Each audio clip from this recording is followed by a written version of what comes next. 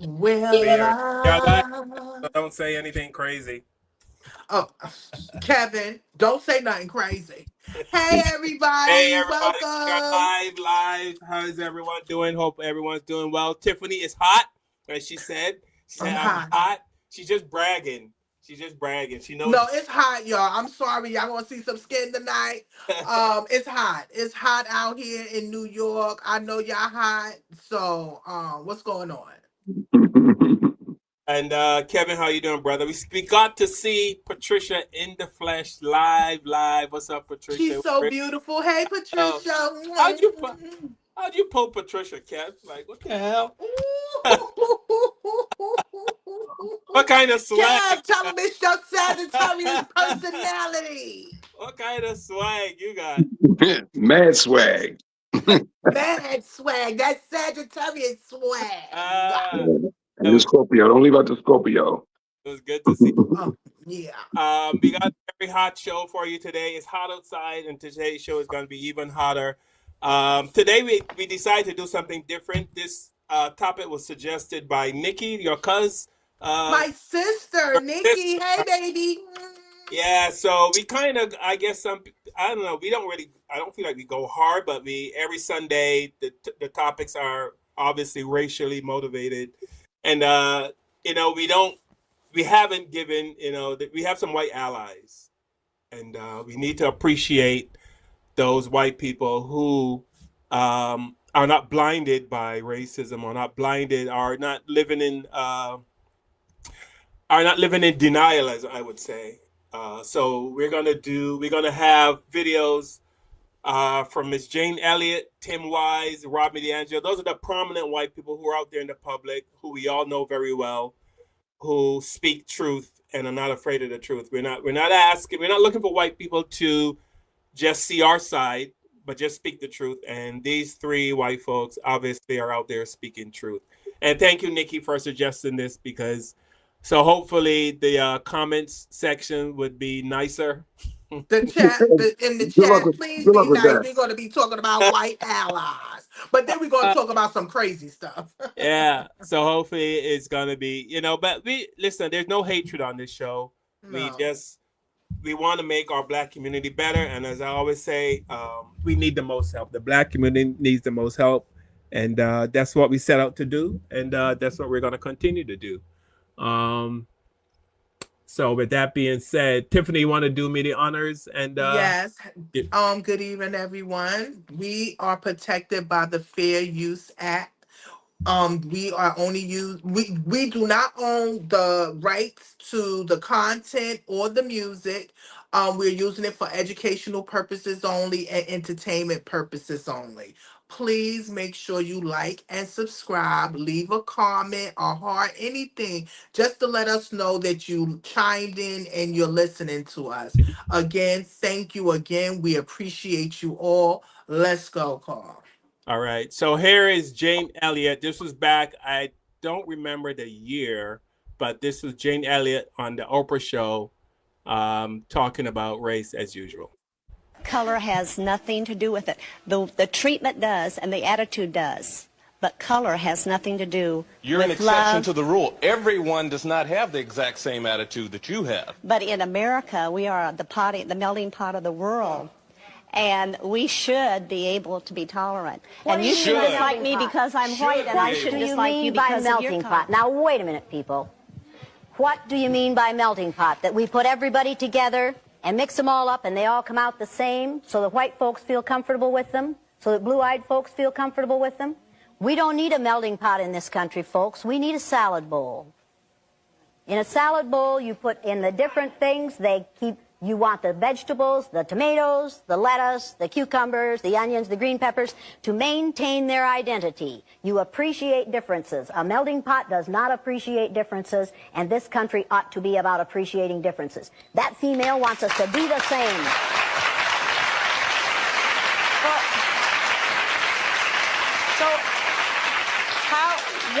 What do you base the fact that blue-eyed people are less intelligent or lazy? They haven't been on the earth as long as brown-eyed people have, and that's a fact. Yeah. The first scientists at the University of Southern California traced the DNA molecule back. Now, look at this boy. He wants to talk. Is he being a good listener? No. These people know the listening skills? No. And if they know the listening skills, why aren't they practicing them? As I was saying, We can see where this is people at the going. University of Southern California, sit down and listen. Trace the DNA molecule. Trace the DNA molecule back using computers 2 or 3. Why was it suddenly necessary to create this thing called the white race? Well, because rich people can count, that's why. And so rich folks looked around, the ones that owned all the land, you know, in the colonies, the colonial elite, looked around and they realized something, that they were heavily outnumbered by African enslaved folks, by European indentured servants, who were just one level above a slave, or other Europeans who weren't technically indentured servants, but they were still peasants, didn't have any money, didn't have any land, and they could do the math. They added it up, and they were like, damn, we got to figure out a way to split these folks apart from one another, or they're going to rise up and take our stuff, right? Because after a while, these black folks who were enslaved Africans and these quote-unquote white folks who were poor Europeans are going to figure out they're all getting played by these rich people. Right? So ultimately, the rich figure out they got to come up with some way to get somebody in that group on their team. The easiest thing is to get the poor Europeans, right? Because at least they look like you. They sort of share some of the customs and the culture. So they all of a sudden create this thing called whiteness, and they say, now you're part of the club. Now we're going to let you testify in court, enter into contracts, vote, at least if you're a man, own a little bit of land, at least if you're a man, right? And we're going to get rid of indentured servitude. No more of that, because you're too good for that. And we're going to take the white men, now called white men, and put them on the slave patrol to keep black people in line. Give them a horse and a gun and a badge and make them feel big and powerful, right? They're still poor. They still don't have anything. They didn't pay the slave patrol well, right? Just exploited them, used them as a buffer between the elite and the other poor folks, particularly poor folks of color. And pretty soon, the rebellions that occasionally happened where black and white got together to overthrow the elite, those stopped. Because the divide and conquer had begun to work, right? You could turn people against each other by telling those poor white folks, they got to keep these black people in line. And so that divide and conquer gets initiated in the colonies. Rich white men telling not rich white people that their enemies are black and brown. Fast forward to the Civil War era. And you have, I'm from the South, right? By age 3 to 4, all children who grow up here understand it's better to be white. No child misses the message. And it's not a singular, isolated message. It's not dependent on some mean person. That message circulates 24/7. And they know it, and they absorb it. And when we project this racial innocence on them, we leave them unattended to it. They can't resist it. So Frozen for me is a great example for the younger and for the teen years. This is last year's top 5 runners-up for Miss Teen USA. No little girl misses the message. And yes, they are 5 different girls. This is the group that they were drawn from, right? And because I know my people, I am confident that for all these white girls, that one black girl is their evidence for why they're not racist. But I want to move these white girls way past were you or weren't you friendly to the black girl. If you were friendly to the black girl, you're free of all racism. I want to move them to a really different place, which is what's going on here? How does it keep getting reproduced? How have you been shaped by it? And what role will you play going forward to reproduce it yourself if you can't see it or understand it? Click the link in the bio. I want every white person in this room who would be happy to be treated as this society in general treats our citizens, our black citizens. If you, as a white person, would be happy to receive the same treatment that our black citizens do in this society, please stand. You didn't understand the directions. If you white folks want to be treated the way blacks are in this society, stand. Nobody's standing here. That says very plainly that you know what's happening. You know you don't want it for you. I want to know why you're so willing to accept it or to allow it to happen for others. Fuck y'all, we tired. Yeah, we so tired. Fuck y'all, we tired. Yeah, we so tired.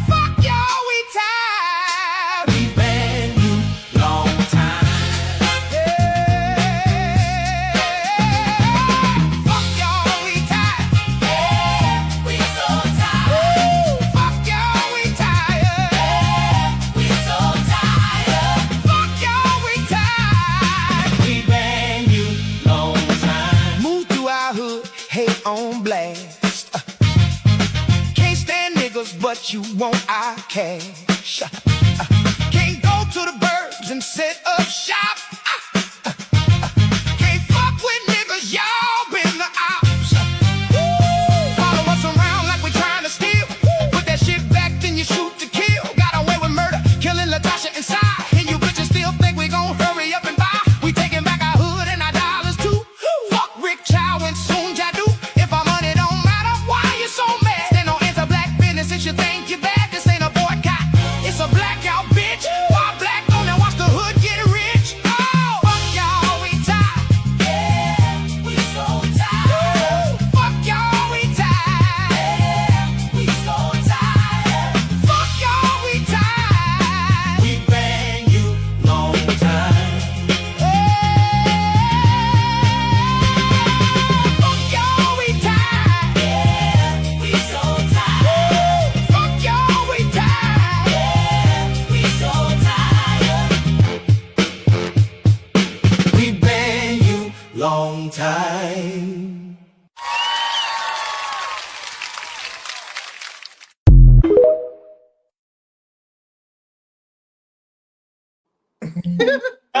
With the knowledge you get, break away from the chains. We help you work the therapy show.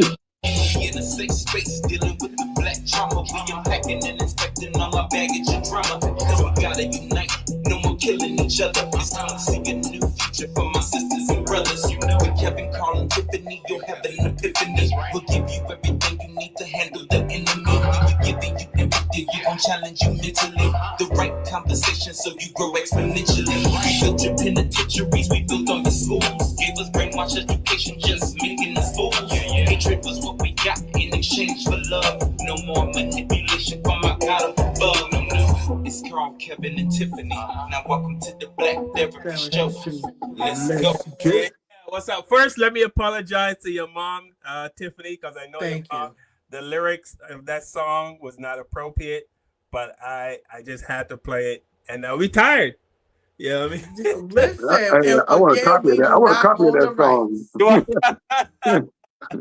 A copy of that song. That song dope as hell. Yeah, we do not own the rights to this content, to this music. It's just for education and entertainment purposes Yes. only. Thank you. Yes. So yeah, we tired. And Mama Lee, if you heard that, I apologize as well. Yeah, when I heard that, I was like, "Oh God, Jesus!"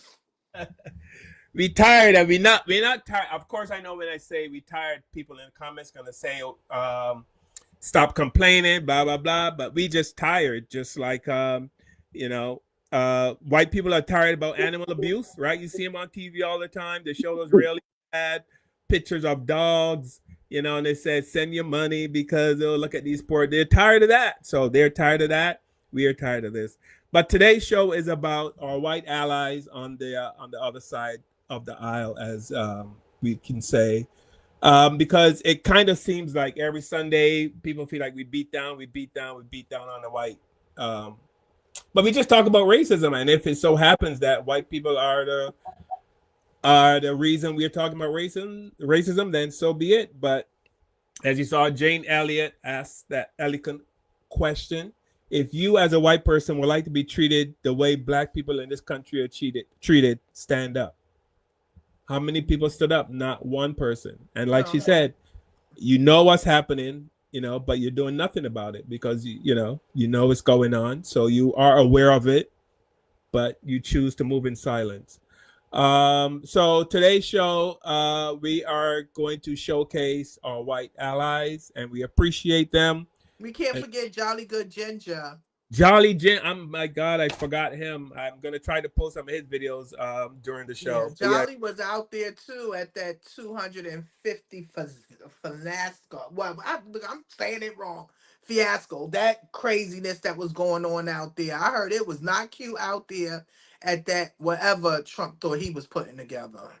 Yeah. So I am going to put a link in the chat. And if anyone wants to come on the show and join the topic for today, please feel free to do so. But Tiffany, like the song says, we tired.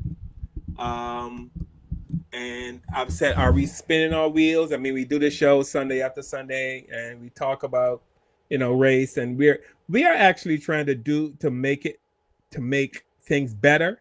Mm-hmm. But from the comments, I can clearly see that there's still a lot of people that are not interested in making things better. Oh no. It's almost like they tell us to I have white friends that have told me, you know what, I don't know if that would be considered a friend, but they say the more you talk about race, Carl, the more you make it worse almost. They say if you just shut up, if black people just stop talking about it, eventually it'll go away.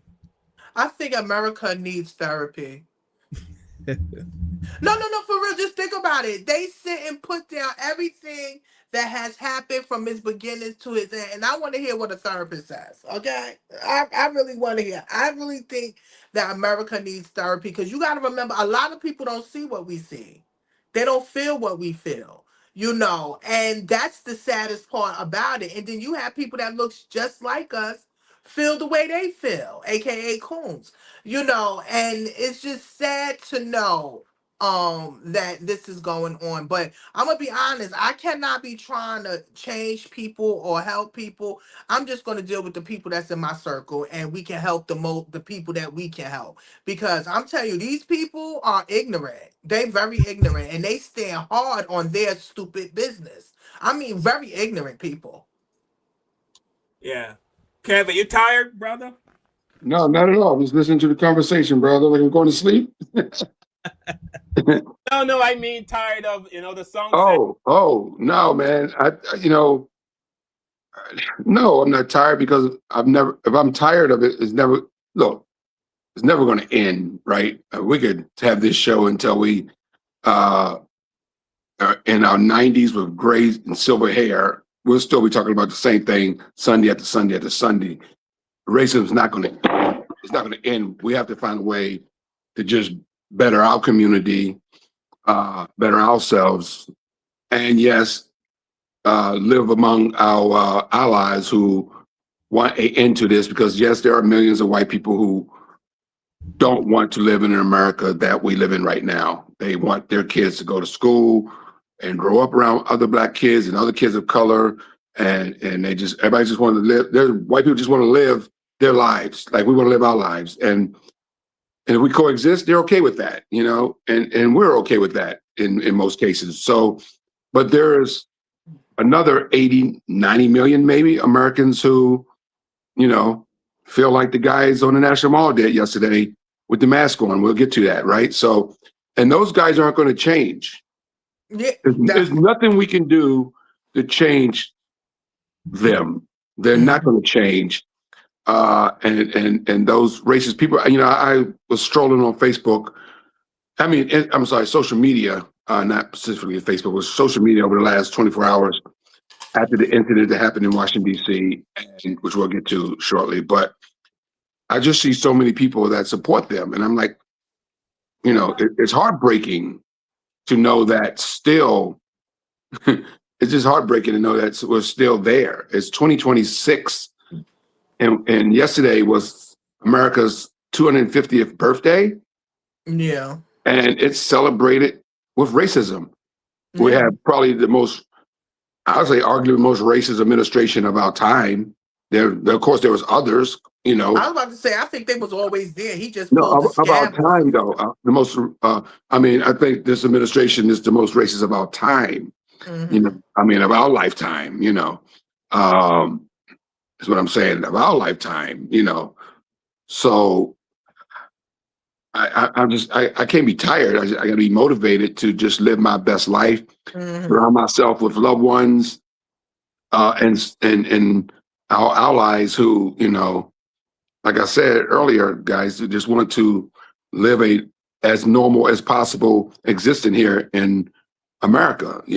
I see a lot of times on social media, America KKK, and I can't even argue with that because I know there's so many racist ass people in this world. I see it. I read the comments online and they're like, I can't even believe what I'm reading sometimes. I'm like, yeah, me too. Are these people serious?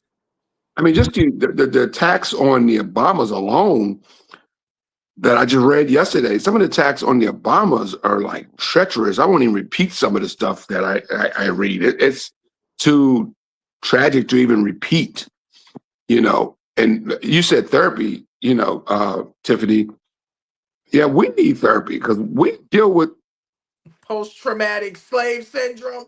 Thank you. This lady, the young lady on the metro, the DC Metro, and we'll get to that, like I said, later on in the show, most likely. But she could be traumatized by that, No matter what happens, she might be famous.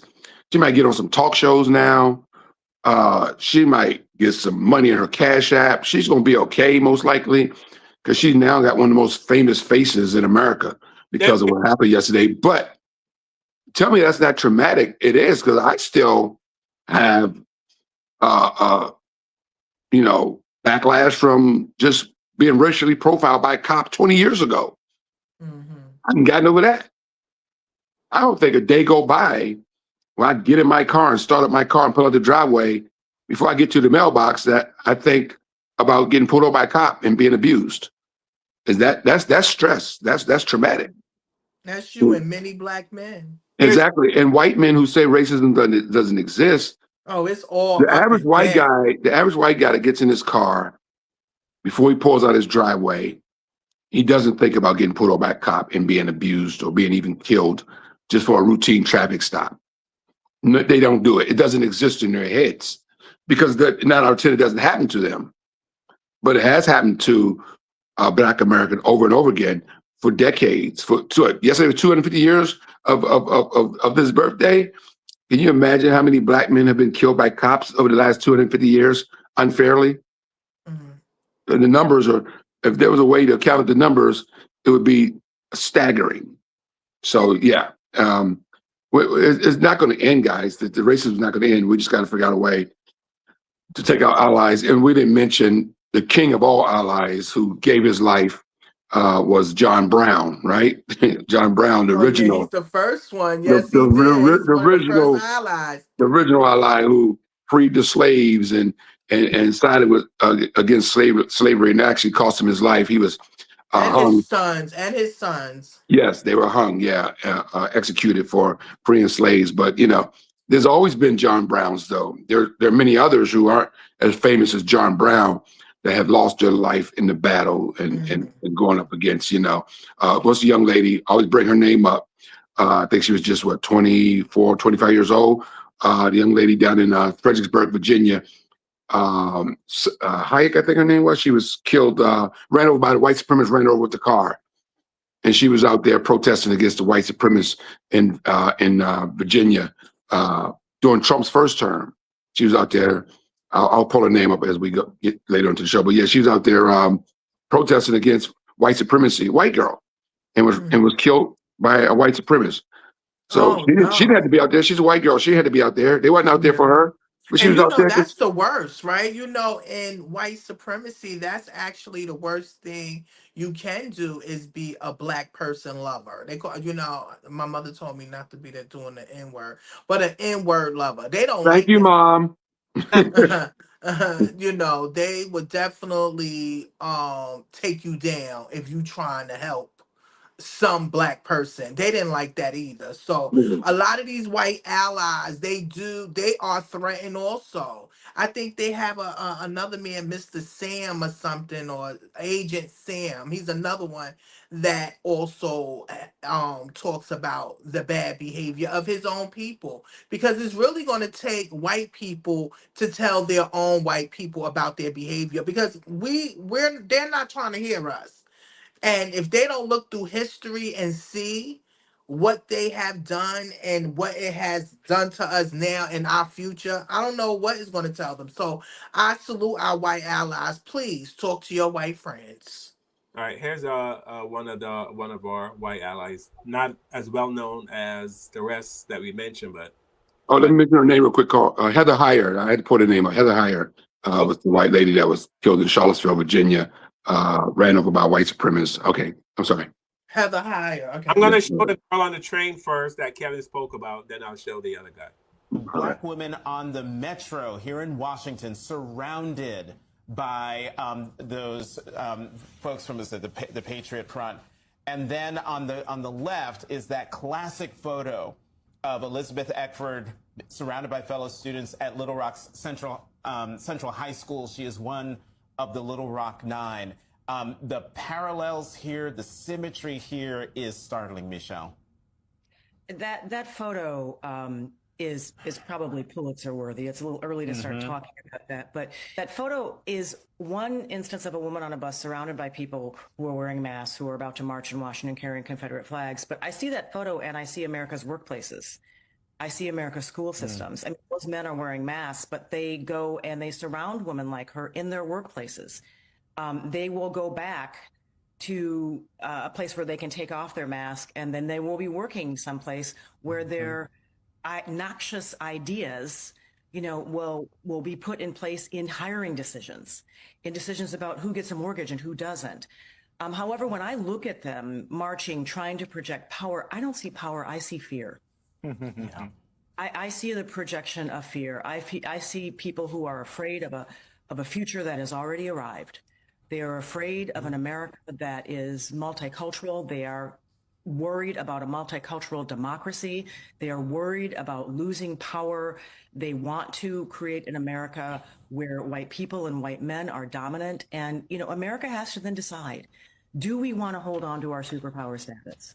Do we want to be prominent in the world, or do we want to be a supremacist nation? I see exactly what you see when you say you see fear, because they know what they have done with being the majority in this country. And so their concern is that we, black women, brown women, the black and brown folks who at some point will inherit the majority of this country, will do the same thing to them that they have done to us. This is the photo of the year. This picture was taken today, July 4th, 2026, America's 250th anniversary. This is a photo of a black woman sitting on the DC Metro surrounded by white supremacist members of the Patriot Front. If you've never heard of the Patriot Front, they are a white nationalist organization that was created after the Unite the Right rally in Charlottesville, Virginia in August of 2017. And this is what they're about in their own words. Pause to read. Been deemed a white supremacist hate group by both the Southern Poverty Law Center and the Anti-Defamation League. And if you're more of a visual learner, here is a video of them marching today in Washington, D.C., carrying Confederate flags. This picture is not only representative of what America really is, but it's representative of the black experience in America. A black woman surrounded on all sides by people who would hang her from a tree if they could. People whose identities are concealed because they're your policemen, your lawyers, your teachers, your doctors, and they'll get to go back to work on Monday. Business as usual. As for that black woman, she has to sit there and stare white supremacy in the face and just be silent. If they're so proud of being white supremacists, why not show your face? If you're so proud, you know what I mean? If you're so proud of what you're doing and you feel so strongly about it, why not show your face? And the reason is because, like that woman said, it's a lot of it. A lot of racism has to do with jealousy. And I'm not just saying that because I'm black, Tiffany, but I was thinking about this the other day. I was driving and I was thinking about America and black Americans and I mean, the greatest, like most of the greatest people in the world came from black America, right? Right. And every day black Americans get up and it's like they're unstoppable, right? They have the greatest entertainers, the greatest sports, the greatest minds, all the inventions that if you had to look up all the inventions that were stolen from black Americans, and then the white, right? Because they couldn't patent anything because the law said if you're black, you can't own anything. So 99% of all these great inventions, I mean, I'm sure a lot of people know Thomas Edison? They said did the light bulb, but he had a piece of glass with nothing shining in it. Or he made some little piece of filament that would go out after like a few minutes. And then here comes the brother and say, hey, why don't you do this? Bang, the light stayed on forever. So the brother actually was the one with the knowledge that kept the light bulb going, but of course he was black, so he couldn't. But I mean, like, I see a lot of jealousy when I see the KKK, when I see those white supremacists marching on the Washington Mall yesterday. I just see a bunch of white men who are afraid. They're scared because if you are so dominant, you don't care about the other person, right? Tiffany, if you ran outside and some little girl like 2 feet tall, 50 pounds, say, I'm gonna kick your ass. You look at her like, really? And you just walk in, right? Because you're not bothered by her. So I see a lot of this white racist stuff going on as white men who are jealous of black men, jealous of black people in general. And they hate our sexuality. That's why you see a lot of black men in Hollywood would tell you the reason they don't let black men be the leading men in a movie, because our presence is just too strong. Our mere presence, we walk into a room and we command attention. Especially, right? yeah. Black people walk into a room and we command attention just by simply walking into a room. It's just something about the way we move and the way we talk and the way You got to remember, we bring rhythm and soul to this whole world, especially America. Why you think his little get together was so dry, like a dry ass sandwich? Yeah. Oh, I forgot. You understand what I'm saying? We bring rhythm and soul to this world, and with everything they don't put us through, we still survive. We still are resilient. And I think that makes them mad. But to be honest with you, we don't even pay that much attention to them. And only thing we ask is to leave us alone. Okay? Treat us equally. You understand what I'm saying? We don't ask for a lot. We don't do a lot to give you, but it's like you said, we have an energy that shines, and that's because we are resilient and we've been through so much in our life and we still survived. Yeah. They have to, those guys on the National Mall, they said it was a little over 400 of them. That's the head count they gave. It was 400. I was thinking like 150, but go ahead, 400. No, they said 400 on the National Park Service said 400. The reason I bring that up, Carl and Tiffany, they have to get a permit from the National Park Service to hold any sort of rally on the National Mall on federal So they property. had a permit to be there, huh? Yes, that's what I'm getting at. They went and had to fill out paperwork to say why they were there, why they were marching and protesting, and they had to be given a permit to do that. And I don't understand why a group like that is giving, and they say, oh, it's freedom of speech. But if your freedom of speech is hate, then you shouldn't be able to get a permit to preach hate, because Louis Farrakhan had to get a permit for the Million Man March. And over 1 million black men showed up on the National Mall. Until this day, that was one of the most peaceful gatherings, I wouldn't say protests, gatherings the National Mall has ever seen. There was no arrests, no violence. And when everybody left the National Mall that day, they bring out all these giant, I noticed I grew up in DC, so I know what happens on this mall. They bring out these giant trucks with vacuums on them to clean up all the mess left by the crowds. But there was nothing to clean up, because those million black men, people like cleaning up after themselves. the million black men left no bottles on the ground. Right. They left no cartons on the ground, no food wrappers on the ground. There was nothing to clean up. Those people were so organized, so well respected. Listened to the minister speak that day and all the other speakers that came. There was nothing, no arrest, no violence, no trash to be picked up, nothing. So yeah, I mean, you have to get a permit to do this. So they were given a permit. Somebody made a good point yesterday. I was watching on social media. They said, how come the KKK hasn't been deemed a terrorist group in the United States of America? And why is that? Because they called the Black Panthers a terrorist group and took them out one by one. Huey Newton and his buddies. And Black Panthers was far from a terrorist group. They were just there to protect black neighborhoods, basically, from police brutality.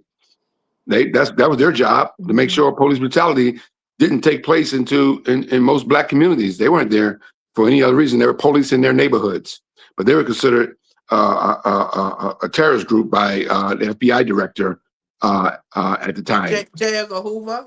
Thank you. Yes, J. Edgar Hoover, who took them out one by one. He had them all assassinated and jailed and taken out. So, but this KKK has been terrorizing black people since Jim Crow days. Mhm. The And beginning of Jim Crow, and they've never been considered, never been labeled as a terrorist group in this country, and they're responsible for more deaths, more lynchings, and burning churches, and burning black businesses, and burning black homes. There was a scene in the movie Malcolm X that's accurate, where Malcolm X's father was placed on a railroad and tied to a railroad track and ran over by a train. You know. Yeah, ran over by a train, decapitated, and it was done by the KKK because he was a strong black man in his community who stood up to them. But you And knew a black woman took down the KKK too, and that's why you don't see them like they was so outwards. Cause she sued them because they found out now you can hit them in their pockets. This happened in '85. I think they dragged her son all through. I have to look it up. They dragged her son all through the roads and stuff, and she wound up suing them, and they had to owe her for the rest of her life. So, and to your question, what you were saying, Carl, a lot of those men that were covered, a lot of them work for big companies, they lawyers, doctors. They don't want their identity seen.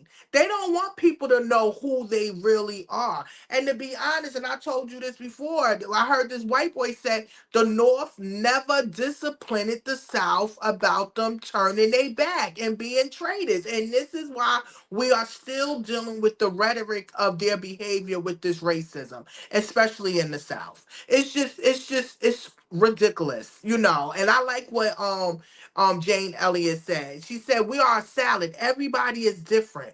We need to treat each other as such, but respect each other's spaces. That's it. That's it. What's wrong with that? Nobody is better than this one, or this one, you know. But because we shine through our pain, that's why we're having so much problems with the oppressor. They don't like that.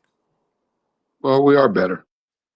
Oh, you're right. You're 100% We are right. Carl, we are the your chosen. opinions on Carl it. said it. Carl said it best. Walk into a room and light up the room. You know. That's right. You know, I always say charisma is something you can't buy. You know, something you're born with. Swag is something you can't buy. It's something you're born with. Yes. Talent is something you can't buy. It's something you're born with. You know, we're in most cases are born with all those things, even in our shortcomings. You know, because of all the stuff that happened to us. You know, yeah, we kill each other in our own neighborhoods and we do bad things to each other, but that's all because of all the circumstances that you know we go through as Black Americans, right? Yeah. So Our environment. but before all that happened, we were like this, right? And we loved each other and we respect each other.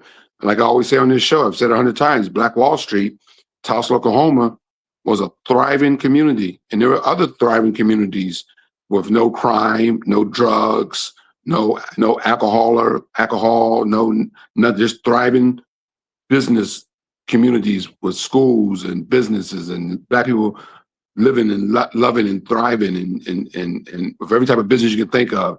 And the business that was doing the worst in these places were the jail system, because nobody was going to jail because there wasn't no Nobody crime. had to go to jail. There was no crime, right? So we were living amongst each other without crime. It wasn't until those towns were burned to the ground and by white supremacists and then all the redlining came in and the Jim Crow laws came in that forced this so-called ghettos that we now live in, that they call ghettos, right? That's what caused all the crime. You know, poverty causes crime, right? Right. Thank you. Remember the movie? Do all of, Remember the movie Trading Places with Eddie Murphy and Nick Nolte? Eddie Murphy and Dan Aykroyd. And Dan Aykroyd was this rich guy who was on Wall Street. Eddie Murphy was a homeless bum, and the two rich old white men said, "Let's trade these guys." And they traded places. They made Eddie Murphy.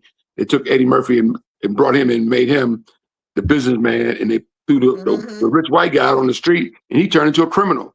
He turned to a life of crime, you know, to survive, right? He was all about survival. So even though that was a comedy, that movie is deep as hell, because you think about it, that's really America right there. That's Black people, period. We always in survival mode. Watch Trading Places. Watch Trading Places the hidden message in that is diabolical, man. It's just basically saying this is America. We do everything to keep these black people down, but we do the same thing to a white man. These rich white men do the same thing to Dan Aykroyd, who's a rich white man. They took him and took all his, they froze his credit cards. They did everything and threw his ass out in the streets with nothing. And he turned to a life of crime to survive. And they took Eddie, gave him a shower, put a Brooks Brother $2,000 suit on him and put him in the business world.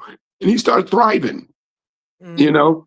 And they were like, whoa, this Negro's running our company pretty good, you know? But they ain't say Negro, right? They ain't say Negro, you know, they said, right? But he's running his business pretty good. It just goes to show. It just that movie is deep. I love that's one of my favorite movies, Trading Places. Trading Places, yes. Great movie. Yeah, so what up, Rick Jenkins, comic from Boston is I hope he said when the mall was evacuated for weather, hundreds of Trump people had to shelter in the American Day Museum. Yes. Yeah, it's true. I saw it. It was online, and I was like, "Isn't this something?" Yeah, y'all need shelter always from us black people, don't you? Yes, they've had to run in there because they had to evacuate because they said rain. I think rain was coming or anything like that, or the rain was coming, and they had to run in to the museum. Yes, I saw it. Oh my God. Funny, that's hilarious. Yeah. Isn't it? All the races running into the Black Museum for shelter. Yeah. Say thank you. They should have went in and learned something. I'm gonna read this one comment, and Joey from YouTube, you know, listen, dude, we hear this all the time, every Sunday. You know, here's what he said. Yeah, well, that's all you all do, live off the past. You know. Yeah, go ahead, Carl. First of all, to this gentleman, yesterday is not that much of the past. Yesterday we had 400 white men in masks marching on the National Mall of Washington, D.C., my hometown, by the way. I'm born and raised. The National Mall that represents this country, blocks from the White House, blocks from the U.S. Capitol, and these 400 men marched through the streets yesterday. Yesterday, not 1960, not 1950, not 1940, not 1930 or 1920. Yesterday, July 4th, 2026, 250 years of this country, and these 400 men marched through the National Mall with Confederate freaking flags. Yeah, Confederate flags. Yeah. You know what Confederate flags stand for? Those are men who want to take this country back to slavery. Confederate flags stand for the Confederation of the slavery. Those guys want to go back to slavery. General Lee fought for slavery, and he lost. The South lost. And those guys are still walking around those flags. They're traitors to this country. All 400 of them. And that was 400.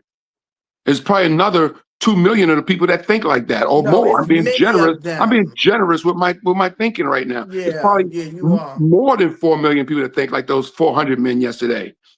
So we got 400 on the National Mall, another 500 that think like that, walking around the United States of America, who wants to see Carl, Tiffany, and my black ass in the being slaves again with my family. You know, we're not supposed to be upset about that. Well, I think they just found somebody's message, some white man message, and he was like saying that he wished people were slaves again. I say, isn't this some shit? You know what's so funny? You know, it's not funny, but if somebody marched on the National Mall, if 400 men marched on the National Mall yesterday with Hitler T-shirts on, saying all Jews need to go back, we need to take Jews back to the Holocaust. Do you know the outrage that we would see in the media right now? It would be crazy. Like I turn on CNN or Fox News or MSNBC, anything, it'll be nuts. The reporting against, anti-reporting against and denouncement of that will be at another level. Yeah, I don't think Republicans. Anybody see any Republicans come out yesterday and say, "I denounce this"? Because you know they are Democrats. Ain't none of these guys in those masses are Democrats. Those are all Trump supporters. The guy who just came on our show just now and said that's how what y'all always talk about. I'm sure he voted for Trump also. Now tell me I'm lying. It's funny though, Kev. It's funny that they tell us we live off the past, right? But yet still, remember the Catholic school boys who were molested 75 years ago, right? Mm-hmm. They no one said they're living off the past. The Epstein girls who got molested when they were teenagers, now they're women in their 40s and 50s. Nobody said they're living off the past. If you know, I got one even better for you. Nobody told Bill Cosby's victims they were living on the past. Right. And they came out 50 years later. Hey, we still hear about O.J. Simpson every day. Matter of fact, the Buffalo Bills have a new stadium opening up in this September, this upcoming football season. They built this new beautiful multi-billion-dollar stadium up in Buffalo, New York. And O.J. Simpson will not be part of their inductee into their Hall of Fame. They got a Hall of Fame, Walk of Fame for all their great football players. The greatest football player to ever play for the Buffalo Bills is O.J. Simpson. His name would not be included into that Hall of Fame. There's been a lot of backlash for that online lately too. O.J. got a lot of people that said, no matter what you think of O.J. or what he may have did or what y'all think he did, he should be. I'm surprised to see all the people, and there were white people that saying O.J. should be inducted into y'all Hall of Fame. Without O.J. Simpson put the Buffalo Bills on the map, and he is the greatest football player they ever had. And for them to shove him off like that, and the man was found not guilty by the court of law that you guys created. When it doesn't work for you guys, it's bad. Like O.J. Simpson, on your system, was found not guilty by a jury of his peers. And you guys aren't happy with the system that you made. We didn't make up the system. You made it the system. And he won by y'all system, but he's a bad guy. Now, he can't be inducted into the Football Hall of Fame in Buffalo because he was found not guilty. So, unbelievable. Matthew from YouTube. What's up, Matthew? He asked a question. So how can we move forward? Matthew, we're trying to move forward. But you can clearly see by the comments we're getting that there's some people who don't want us to move forward. You can clearly... They want to be quiet. They want it to be swept up under the rug. You can clearly... I can answer that. We can move forward when we have a president of the United States that did come out and publicly denounce what happened yesterday on the National Mall. It didn't happen.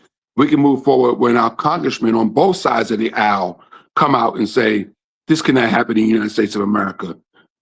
You know, there were no black men in 100-degree weather walk around with masks on with Confederate flags. They're all white guys. Somebody know who these guys are.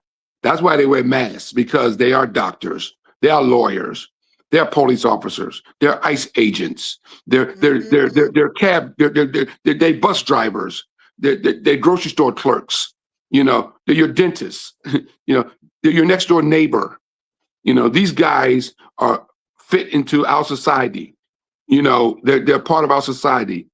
They work with us, and we don't even know what they think. You know, I'm a stand-up comic. I remember performing at a nudist colony one time, and it was all. And I didn't have to be nude, by the way, Tiffany. I told my agent I didn't want to be nude.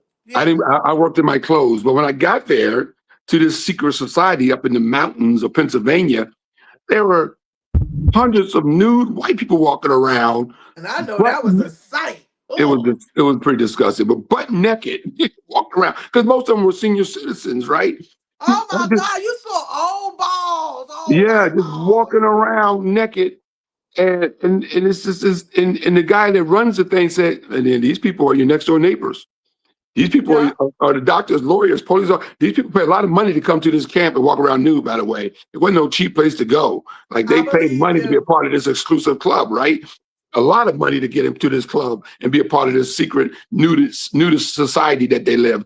But he's like, they're dentists, they're doctors, they're lawyers, they're people that make a lot of money. You know, everyday people that you think wouldn't spend thousands of dollars to go walk around nude at a nudist colony is the guy that work on your teeth. Basically, you know, at the dentist's office. So, yeah, I mean, my point I'm making is these white supremacists, these are people, these are our next door neighbors, you know, for all we know. And that's why they hide their faces. We move forward when people who aren't racist, it's not black people's fight. We can't fight no more.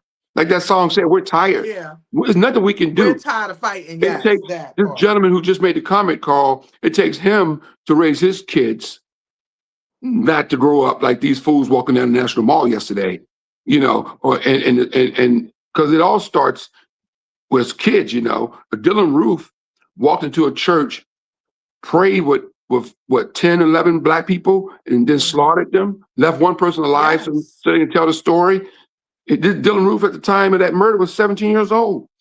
How do you have that much hate in your heart at 17, 18 years old? His family failed him. His to go in parents, his and parents shoot. failed him. That's the point I'm making. But then it might not be the family also, Tiffany, because a lot of times you get this hate online. You learn a lot of people like the Charlie Kirks of the world, who was paid, who was a multimillionaire, was paid millions of dollars to go to college campuses and recruit smart young people and teach them hate. Charlie Kirk, the day he was murdered, was speaking in front of hundreds of an all-white crowd of college students. These are brilliant young people getting an education at a high-class college in Utah. And he's there, and he had thousands of people show up to hear him speak. And his whole speech is about how bad we are, how bad black people, how violent we are, how much crime is in our society. And it was his own that shot him. Isn't that something? With gangbangers, yeah, with gangbangers. And then he's killed by a white guy while he's preaching that we're gangbangers. We have the Charlie Kirks of the world is the problem, you know. That's why we still have. I mean, it's a modern day. You know, these guys hand out pamphlets. They go to these college campuses, hand out pamphlets, the KKK pamphlets. You know, give people. You know, they're recruiting people online. I read an article. I'll make it real quickly so you guys can speak. I read an article that they're now going into these video games. They're recruiting a lot of these kids on these video games. A lot of these kids into all these video games online. And a lot of those ads that pop up are ads from these white supremacist groups. I believe it. I believe it. All these young kids, these young white kids, I should say, into this white supremacy ideology. You know, so that's what's going on. But a lot of them is smart too. A lot of them are smart, Kev, because I be seeing white kids putting their parents in check online too, especially when they go in racist. So that's another reason why you hear Trump and a lot of them people be trying to get the Black history out of school, or they want to erase history, because these young people are not dumb. They're very smart. I think they call it Gen X or whatever they are. They will tell you how they feel and do what and they do not care. And they will break stuff down. So we have a generation that is smart. But imagine if they had the information to know where they came from, where they started from. They will look at life so totally different. And to be honest, they probably don't want to go to jail. They want to get education. They're gonna want to do certain things that's gonna be able to help themselves and help their community if they have education about where they came from. And that's supposed to be American history, and that's Black and white history together. Two things can be true. Two things can be true, Tiffany. But check this out. A lot of those guys had those masks on yesterday. I guarantee you, most of those guys were probably under 30. Yeah, I believe that too. We got Dick Toes from YouTube who wants to jump in on the conversation. Dick, I'm going to put the link. You don't have to do video. You can just do audio if you choose. But I'm going to put the link in the chat, and you can just click on that, and that'll bring you right to the chat. So there you go. So Dick Toes, there you go. The StreamYard link should be in the chat. Is it? Yes, there it is. So feel free to jump on. I think he said he wants to defend the people who are marching on the he wants to defend the people who are marching on the Washington Mall. Hey, let him defend him, man. We're respectful. There's not an argument here. He want to come in and defend them. Let him come in and defend them, Carl. You know when to cut. Yeah. Okay. It's only 3 minutes. We want you to express yourself, but you only have 3 to 5 minutes. All right. So come on when you're ready. I'll put it in again in case you missed it. We are very interested to hear your point of view, or anyone else who wants to jump on. Please be respectful. Of course, you can see we are not attacking anyone, but we would definitely we're attacking white supremacists. I'm sorry. Okay, yes. Yeah, if you're for white supremacy, if you're okay, I think it was I'll find the quote. If you're okay with my demise, then I really don't really care to hear what you have to say. Because if you're okay with the demise of my family, my friends, on this panel, Carl and Tiffany, their families, their loved ones, my kid, my daughter, then, my sister, my brother, my mother, then what good are you? I mean, because those guys yesterday want a white America. That's what they were marching for. And their white people are all white America. That's what Stephen Miller, who works for Donald Trump, wants, an all white America. That's what Steve Bannon wants, who works for Donald Trump, an all white America. That's what Russell Vought wants, who's also an ally of Donald Trump, who's behind Project 25, and Kevin, I forgot Kevin's last name. Also, they want an all-white America. That's what Project 2025 was all about, was make America great again, is just code for make America white again. Like, Tiffany, first of all, you guys didn't even get along. When America was all white, you guys didn't even get along. You had a civil war. Hey, Tiffany, can you see the link I put in the chat? Dick Toll said he's on your channel, so he can't see the link can you copy it and put it on your channel? Is that possible? All right, Dick, hold on. Tiffany's gonna hook you up. So you said copy the link and put it. Okay. Yeah, he says he's watching the show through your channel, through your Tiffany's people, huh? Yeah. So to the guy who said, how can we move forward? I think Black people have been trying to move forward for decades, for centuries.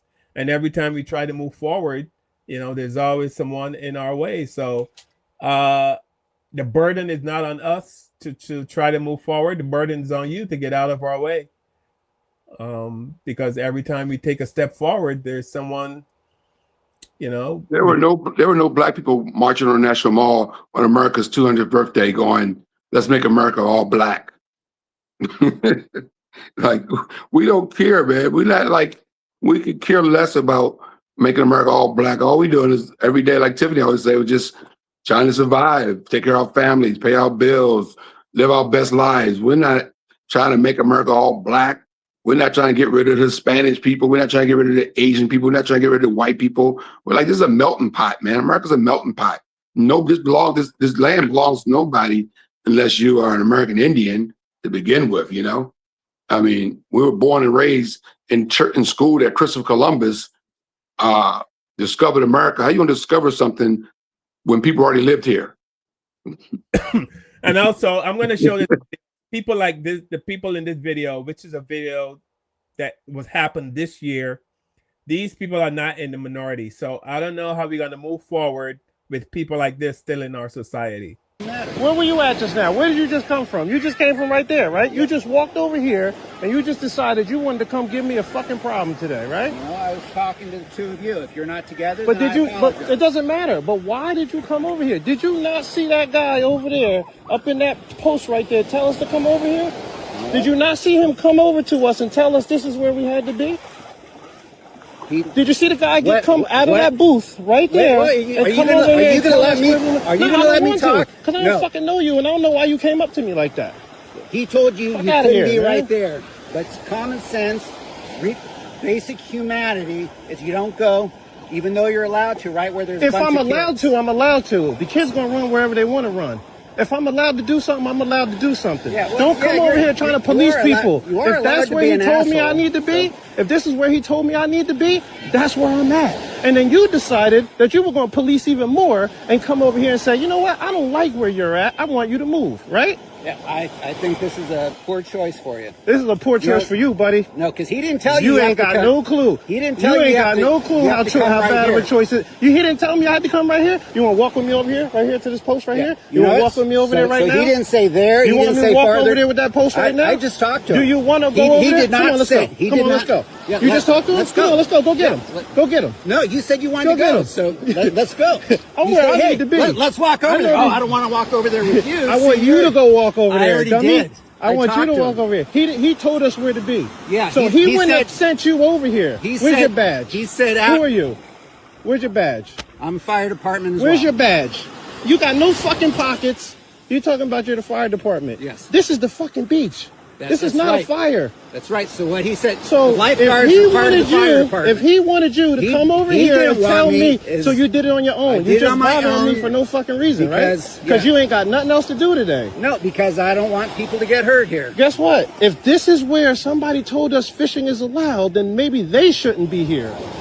Maybe you should talk to the little kids that's running back and forth. Are you doing that? Yeah, that makes common sense. That makes a lot of sense, don't it? Because the guy told us where we were allowed to fish. Yes. Did you not see that? Out of that area, which that means you could go down another 5 miles. I can stay right the fuck here if I want to. I know you can. So why don't you go about your business? Why don't you go about your business, bro? Of IQ why don't you go about your business? I know what I'm dealing with here.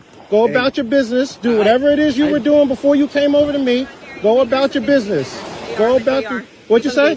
What'd you say? You heard me. I didn't hear you. You said what? No, hey. Say it again? No, you. What'd you say? Niggers? You said niggers? Are gonna be niggers. Niggers are gonna be niggers? Niggers are gonna be niggers? Absolutely. Niggers are gonna be niggers. Yeah, 100%. You back up right now. 100%. Niggers are gonna be niggers. 100%. That's what you said, right? Absolutely. On camera. 100%. I got you. You got me. Yeah. I got you. I got you. I got you. 100%. I got you.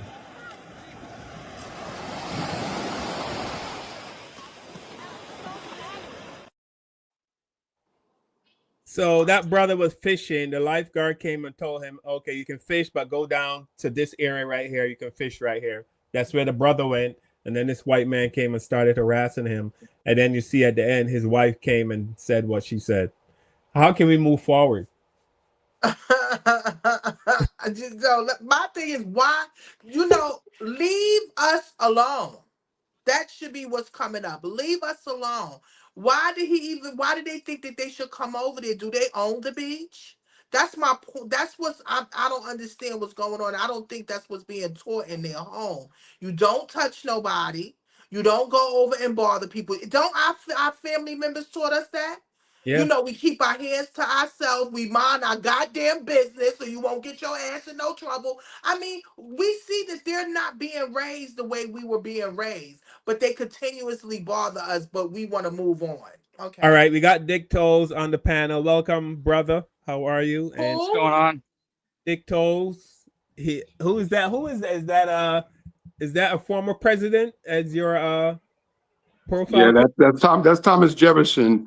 The owner of 600 slaves, by the way. Enslaved people, I should say, not slaves. Enslaved people. Based. What's up, man? Welcome to the show. Based. Welcome to the show. So I wanna lead off with this question, right? Is that obviously everyone cares about their own race and their own group, correct? Everyone has an affinity for their own over others. In y'all's opinion, and in y'all's point of view, and in your worldview, what are white people allowed to do that allows us to collectivize for our group interests? And I'm asking y'all, not legally or whatever, but from y'all's point of view, what are we allowed to do to pursue our group interests? That's a good question. Who want to go first? You want me to go first? Okay, Kev, you go, then I'll go. All right. I'll start by saying that you had a almost 400-year head start for your group. You forgot, maybe you haven't forgot. So then you admit America is a white nation then? No, America was never a white nation. It was the white man. Then we came didn't have a 400-year head start. Well, you came to this land and you took out the American Indians. Yeah, the American Indians. You came here. Yeah, and that was mainly through smallpox, which at the time germ theory was not even a thing. So it was a literal accident or happenstance in terms of smallpox. Smallpox was not an accident, sir. Smallpox yes, it was. No one knew about germ theory back then. No one knew about bacterial warfare or anything like that. It was not even a thing. I could prove you wrong on that, but okay, and in continue. fact, we were trying to help them, and we gave them blankets. Is how they got it. It was a total mistake. Like to think that we had We had the Yes, sir. scientific knowledge of germ theory back then is absolutely wild. You're not serious with that argument, are No, he is serious. The argument that the British and the Dutch came here on boats with guns.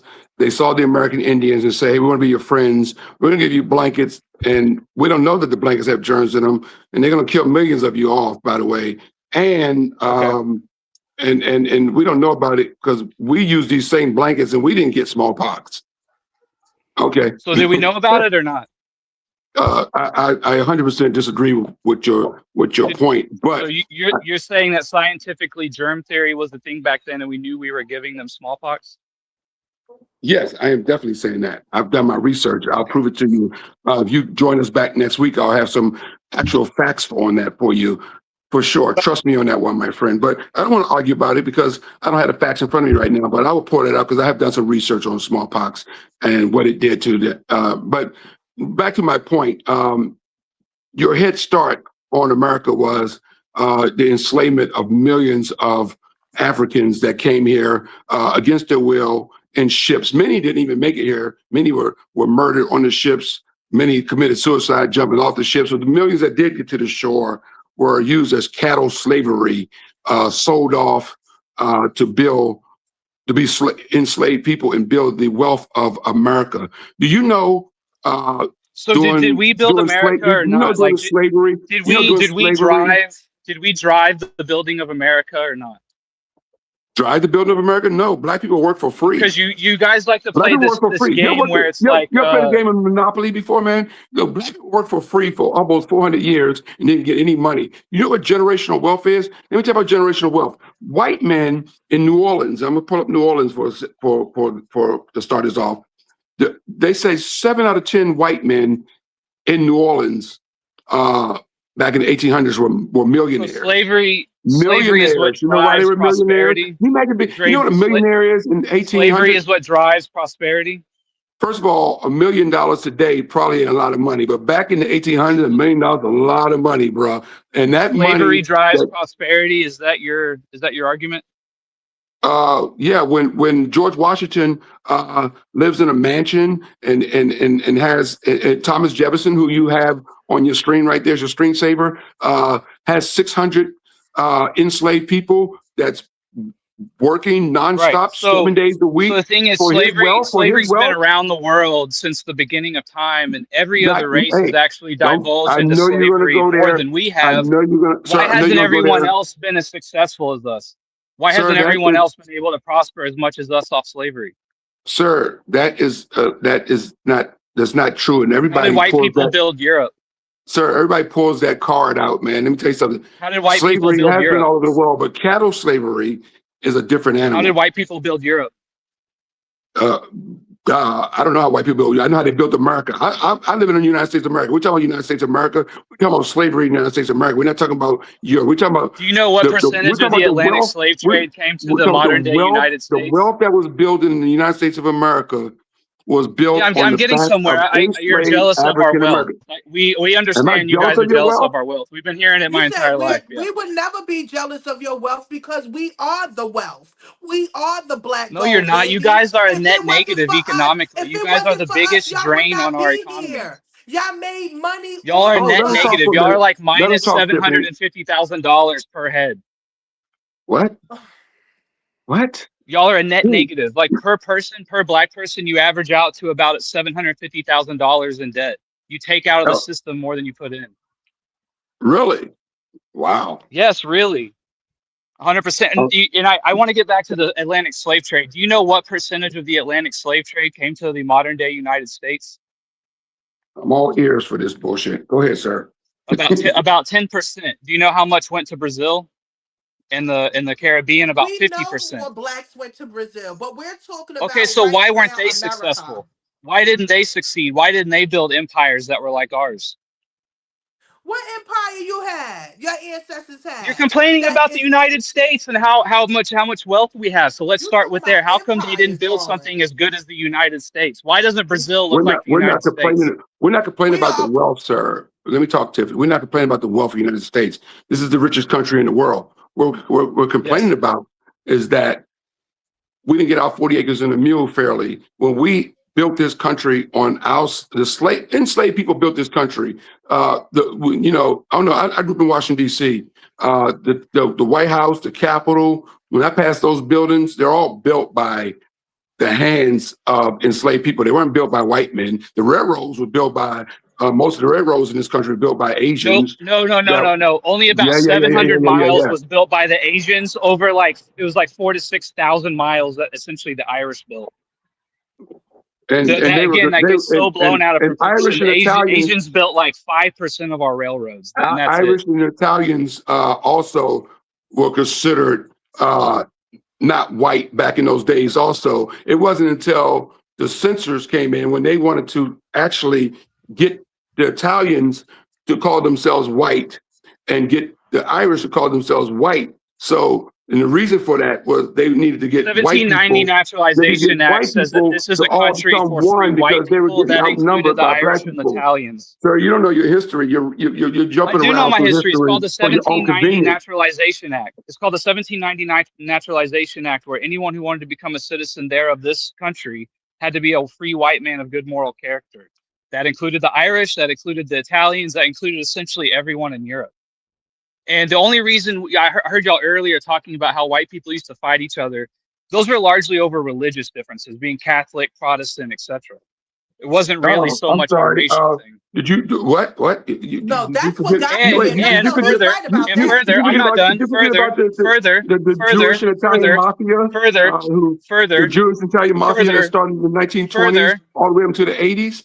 Right, we had our own differences, but if you notice, we've all assimilated and we've gotten with the program, except for non-whites. And Jews aren't white, by the way.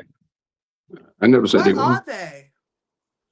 Jews are Jewish. They're to literally be Semitic is to be like of Arab descent, Middle Eastern. Literally, they're from Israel, right? That's in the Middle East.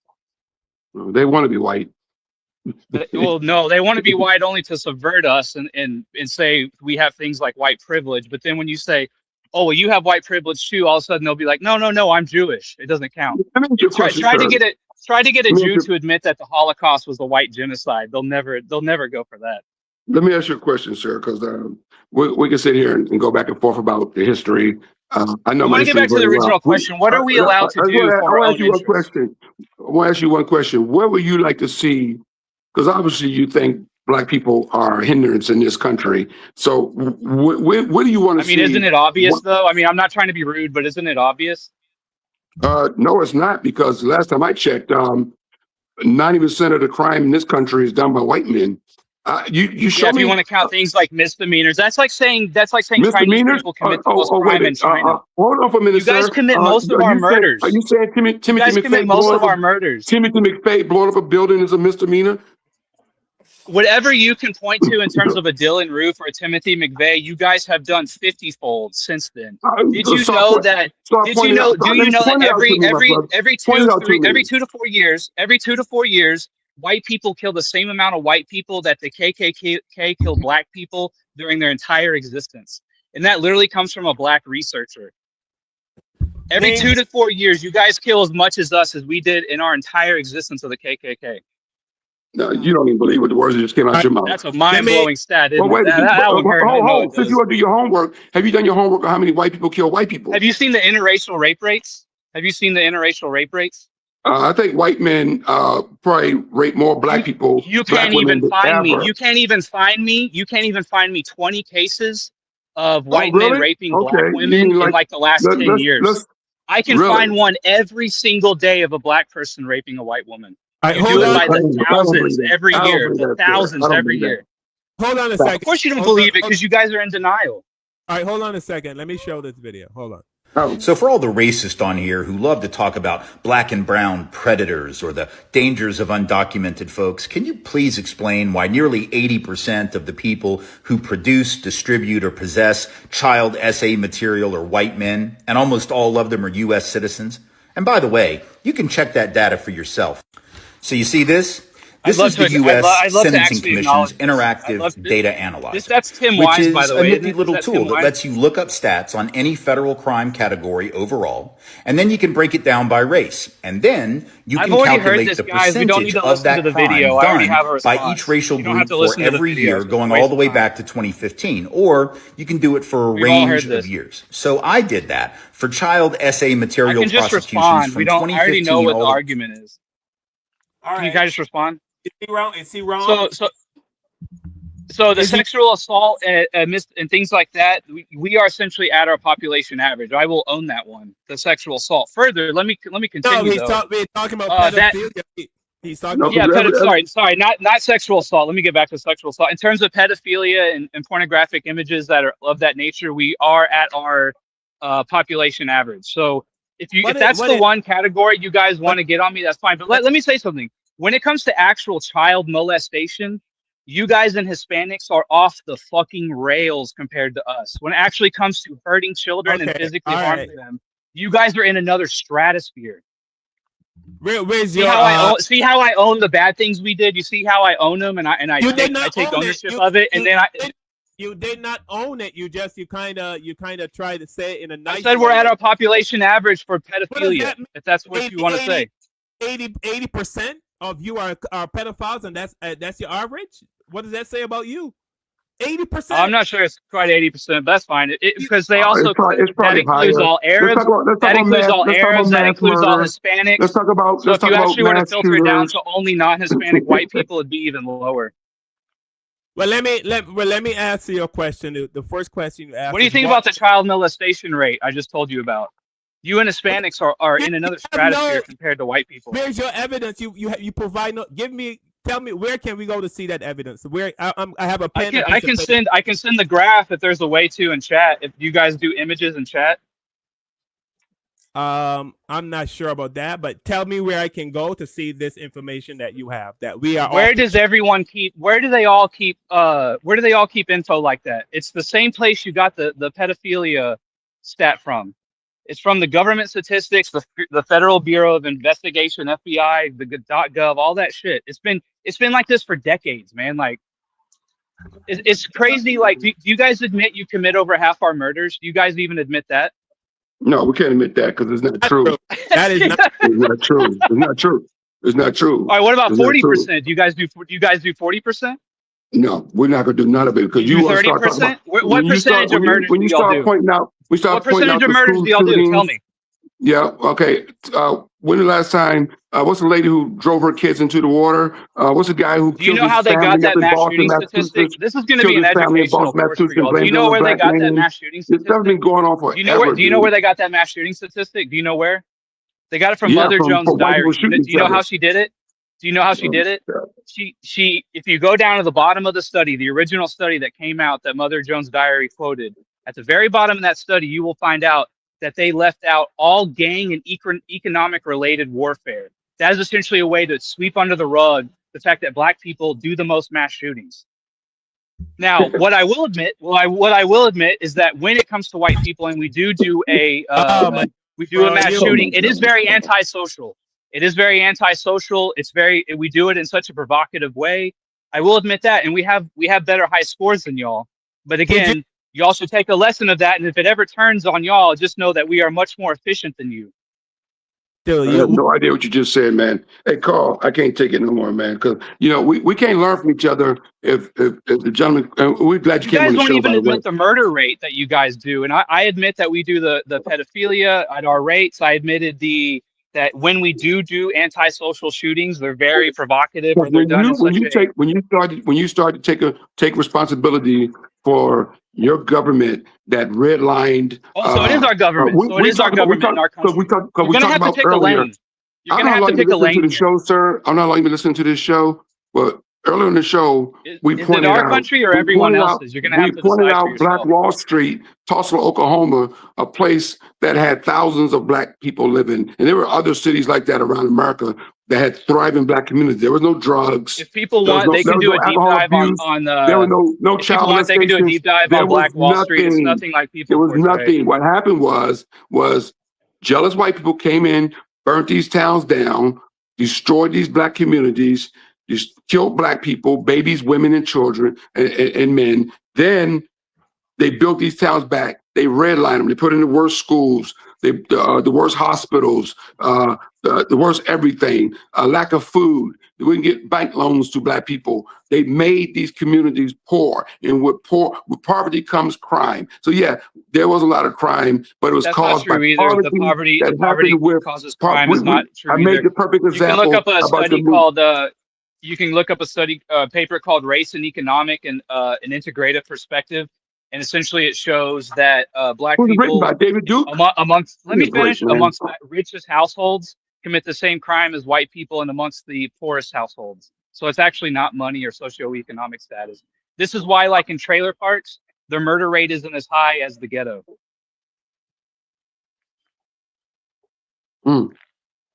Yeah, Really? that one. Yeah, Thank you that one very hit home, much huh? for coming on. No, that didn't Thank hit you home very because much. that didn't hit home because What are people white in trailer people allowed parks. to do? You never answered the question. No, What can we do? What are we you I'll allowed do to tell you, do? enough, darling. I'll give you You do some advice. enough. I'll give you some advice. What are we allowed to do? Stop thinking you're better than everybody and everybody can get along. How about that? Well, I Start look that at for what we start. build, and I look at what y'all build, and it's just an objective measurement. Well, what did you build, sir? Tell us real quickly. We before built let you go. Western civilization. Have you ever heard of Western civilization? Have you heard You of that? built Western civilization. That's the It's problem. the place See, where that's the everyone's trying problem. to go right now. That's the problem. You want So to do you take want credit. segregation? You want to take. Are You we want to both take credit advocating for. for segregation? I think Dr. King, before he was murdered by a white guy, by the way, not a black guy. Exactly. I think You Dr. want to King, keep before he was living murdered, around us. I think Dr. Exactly. You King, want to before he keep was living murdered, around us. before Dr. King was murdered, I think he agreed with you, sir, that we probably should Because have deep stayed down, unsegregated. yeah, You're we probably absolutely right. should have. So we Because deep finally down, agree you on know that something. we don't need y'all, but y'all need us.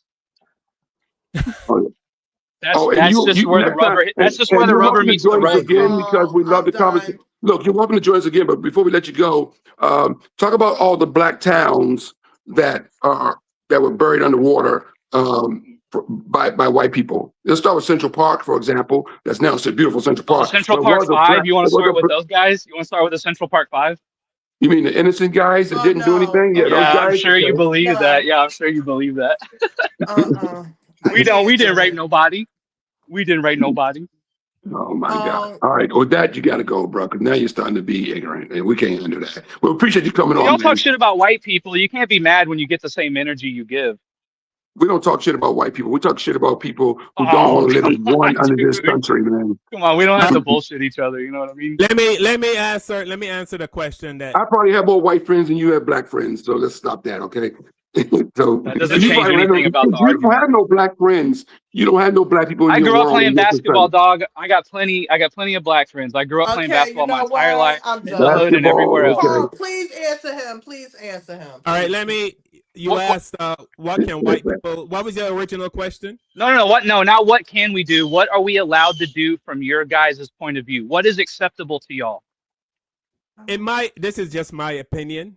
It seems like everything that white people want to do always involves somehow getting in black people's way, preventing us from moving forward, killing us.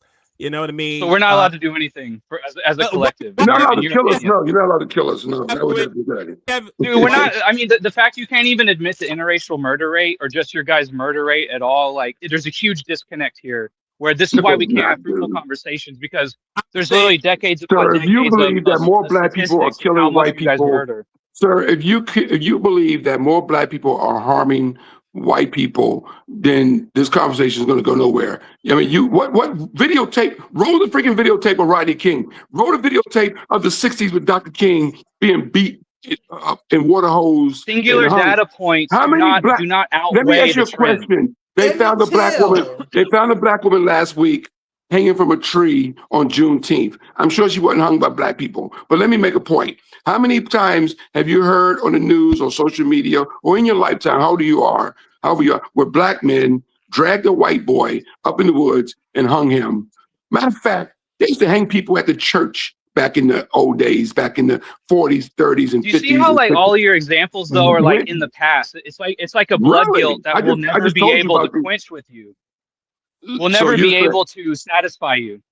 How come I think you were one of the guys on the mall yesterday in 100-degree weather wearing a mask? Yeah, let's get back to that. You know that? Did you see that picture of the black chick on the bus that was surrounded by them? Oh, black woman. Yes, I saw her. Black woman. Yeah, Yes. you notice how she didn't get stabbed in the neck and die? No, she didn't. Oh my God. Yeah, crazy, right? One random black guy is more violent than a busload of white nationalists. Really? Yeah, she didn't get stabbed in the neck and bleed out. Dude, you are seriously delusional if you don't know anything about the interracial murder rates. I'm ready to. Okay, Carl, we got to go. Peace. All right, Dick. Thank you very much. I didn't get to I'll come answer. in whenever y'all have another conversation. Thanks, guys. Yeah. Thanks for tuning in. I didn't get to answer your question, but You can still answer his question, but he can go off now.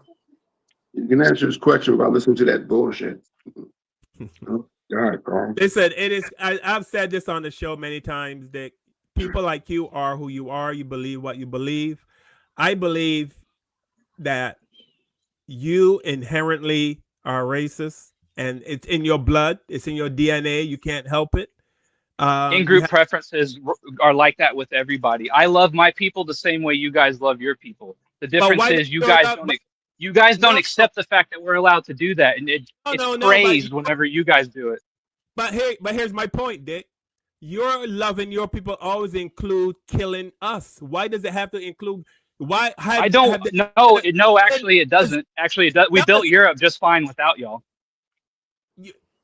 You're loving. Whenever white people say they love their race, it always includes eliminating another race. They want to eliminate the Jews. They want to eliminate the Latinos. They want to eliminate the Mexicans. It always. I think eliminate is strong. We just don't want to have to be forced to live around them, which is what all of you guys are doing. Like I asked you, are you guys for segregation? No, you're not. You still want to live around white people. No. You still want our technology. You still want our infrastructure. You still want our economy. You still want our military defense. You want everything that white people afford you. You want everything that white people can afford you, but you don't want to leave us. Like you're not man enough to say we want to stand on our own 2 feet. The coons don't want to leave, y'all. Most of the technology white people have and use was stolen from black people. So don't even start that, dude. Peanut butter and the stoplight ain't impressing anybody, dude. Well, how about the cell phone? Y'all didn't invent the cell phone. Stop the cap, dude. We invented internet, flight, space travel, rocket technology, modern agriculture, modern medicine. Internet was a Nigerian guy. Look it up. Yes, it was. No, it wasn't. Yes, it was. Yes, it was. It was a Nigerian guy. Absolutely not. Absolutely not. Yes, it was. I don't even have to justify that with a response. The toilet you sit on, go look it up. The toilet you sit your white ass on, go look that up. That was also a black person. So the toilet, y'all guys got those. I don't even think you invented the toilet. Iron you iron your sheets with. Modern irrigation and modern agriculture, that was all us. Dude, you are so this is the problem, you see. This is the problem. And okay. Let's stop the bullshit, and how about we just look at let's just look at the proof in the pudding. Why did they bring Let's look at the proof in the pudding. What did we build? We built Western civilization. What did you guys build? You guys still live in mud huts and eat dirt burgers in sub-Saharan Africa. And who taught you how to You guys didn't even have a written language when we showed up. You guys didn't even have 2-story buildings. Who taught you how to take a shower? Who taught white people how to take a shower? Oh, we're doing the whole bathing thing now? Hey, have you seen that hieroglyphic in Egypt where we got the black people washing the white man's dick? You know that the pharaohs were actually more genetically European than anything else?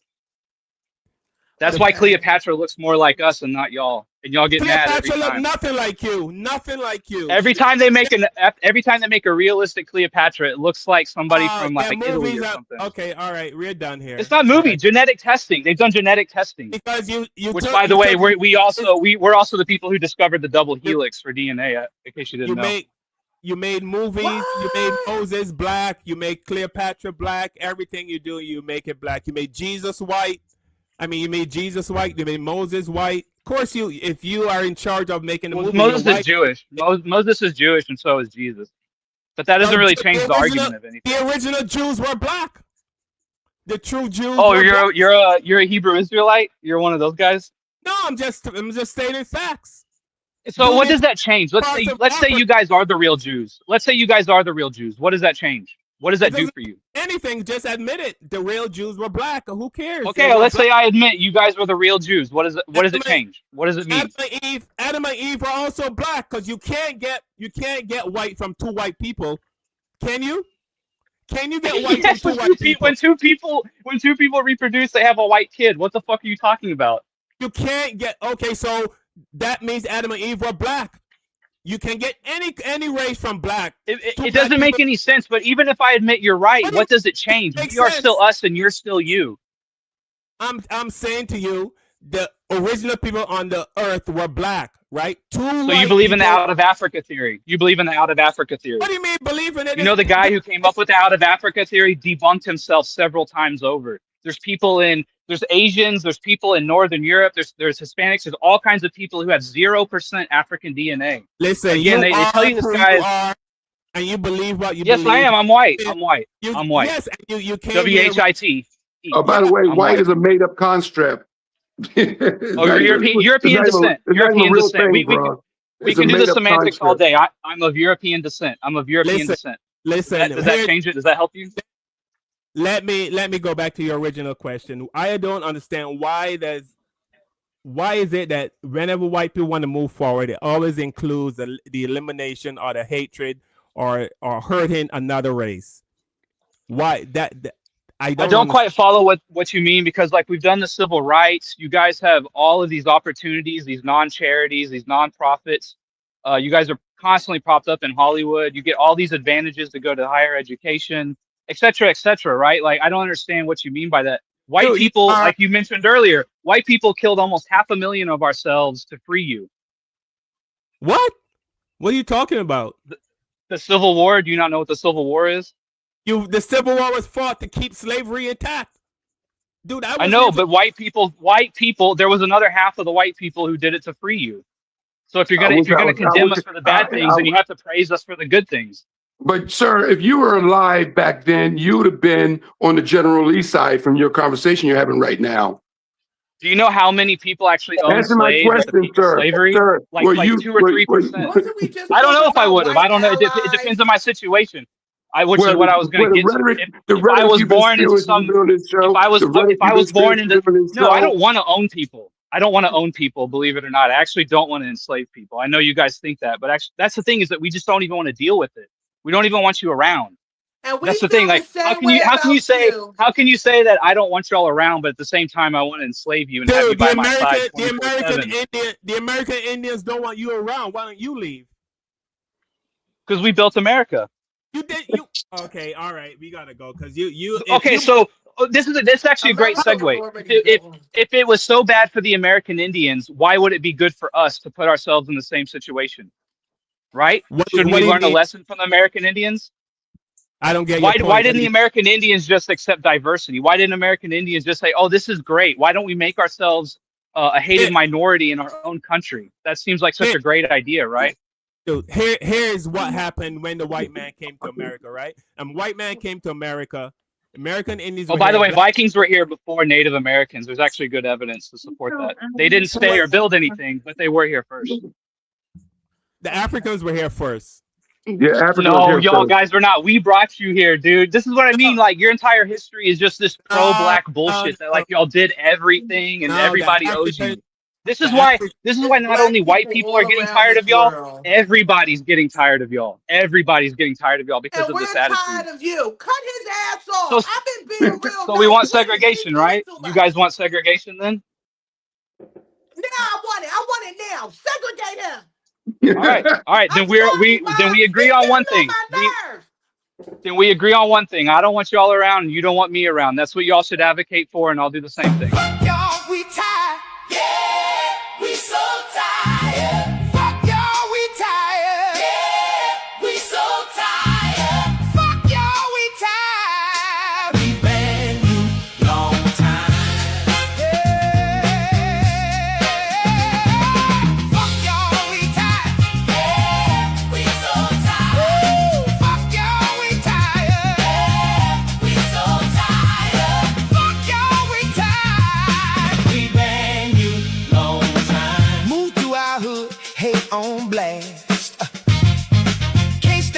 niggas, but you want our cash.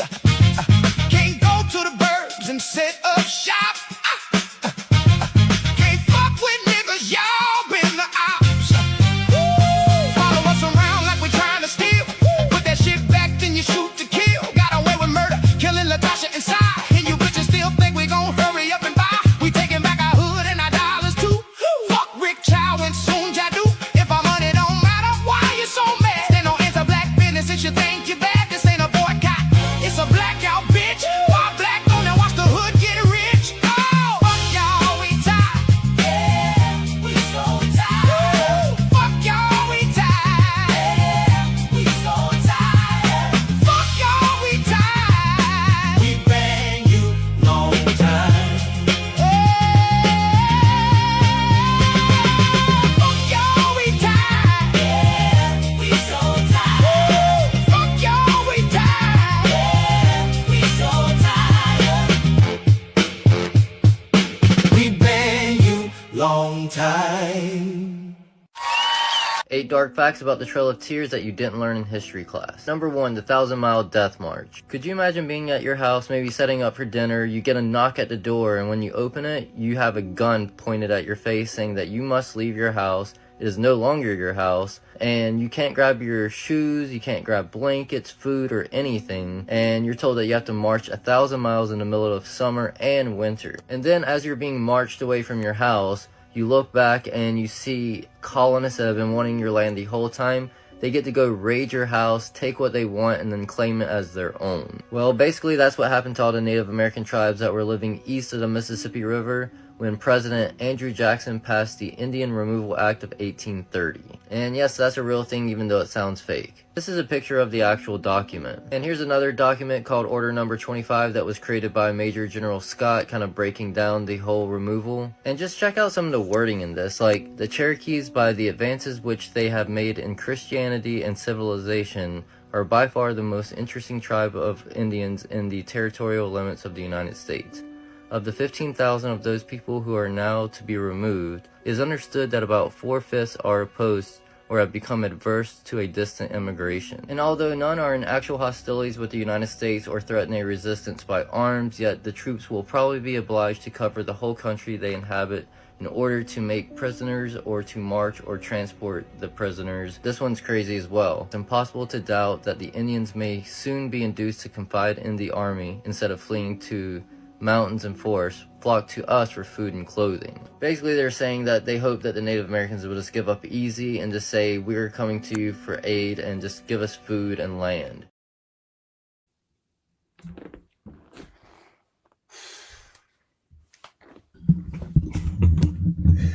Dude.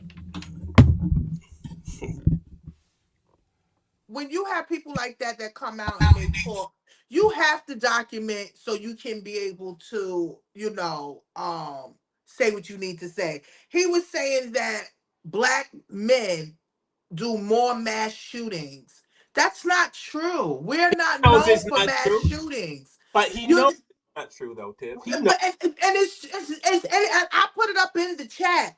They said it's 50 to 60% of white men, white people do this, and only 15 to 25% of us. You understand what I'm saying? So we don't go around doing mass shootings. We don't do that.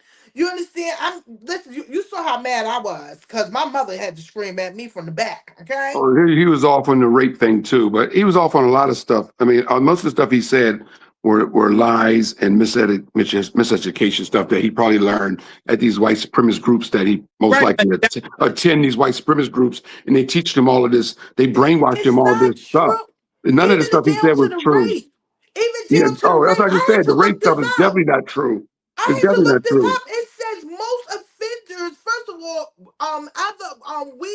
they said that white on white rape is more of they do their rape, whatever. I'm saying it's 50 to 55% white offenders than black men. So what do you people need to do more history or more research before they come out and they say these things. And for our watchers that's watching, when you have people that come out, you have to do your own history yourself. You have to do your own research. And a lot of the stuff that he is saying was talking points that was probably fed to him.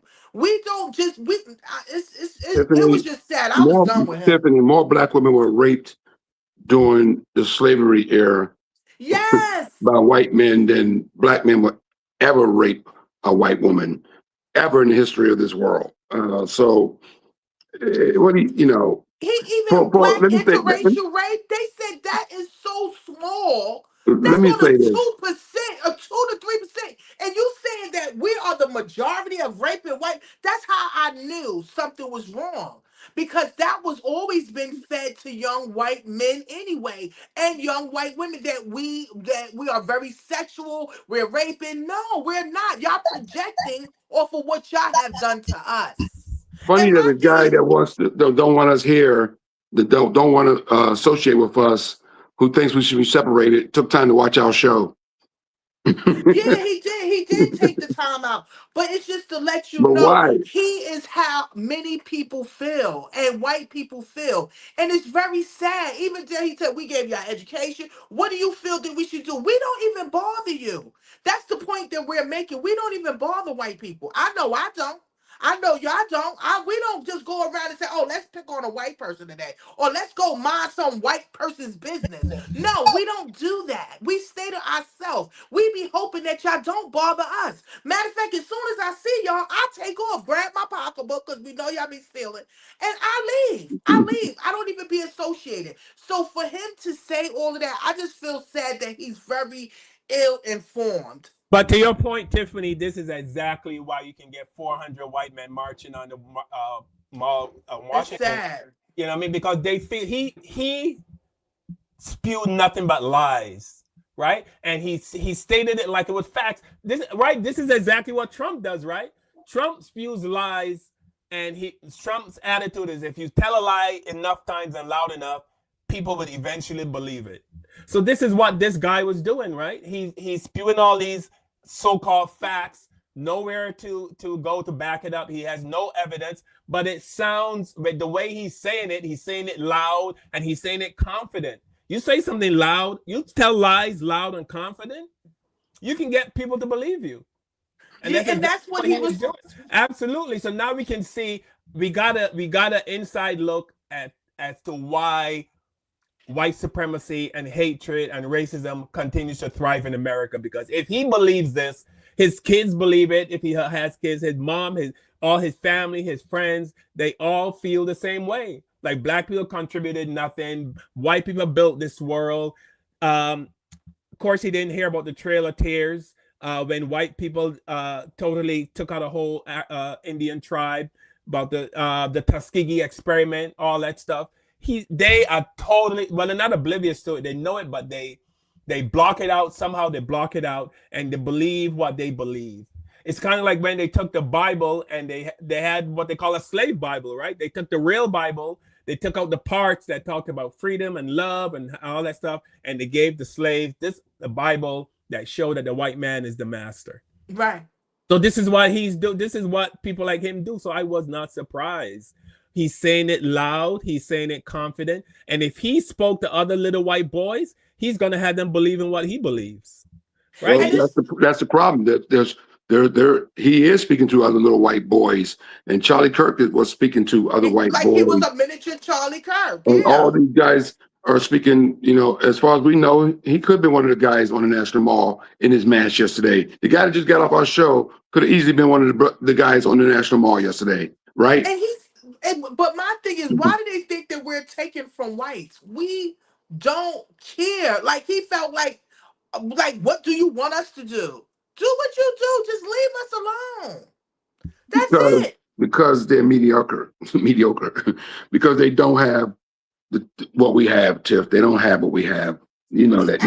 You know that. They don't have what we have. And everything he said he created. So if everything that y'all European, because only thing he did say that was right is that why a lot of those white people came over here taking over people's shit is because they was fighting against religion. Europe was killing you if you wasn't Catholic or if you wasn't Protestant. They were going through religious wars, and that's why they brought the worst of the worst over here, which is probably his ancestors. But my thing is, we don't even mess with y'all. We try to stay away. We just what's best for us and move on. That's I it. We guarantee didn't you, ask to Tiffany. come here. They brought us here. If they built everything, right? Why did they bring us here? They didn't need us then, right? Why I did they guarantee bring us you. here? I guarantee you, he listens to rap music. All of them listen to rap Because music. All of when them listen to R&B he music. addressed me as dog. Remember that? Hey, dog. He addressed me as dog, which is slang, right? And he also said he played basketball with black men. So there you have it. Yeah, Right. there, Yeah. there you have it, right? So so he probably watches basketball still to this day. He wants to be separated, but he probably the biggest Michael Jordan fan or LeBron James fan, right? But he wants to be. These guys will be so separated, but they listen to our music. They they watch us play sports. You're probably a fan of a football team where there's black NFL players.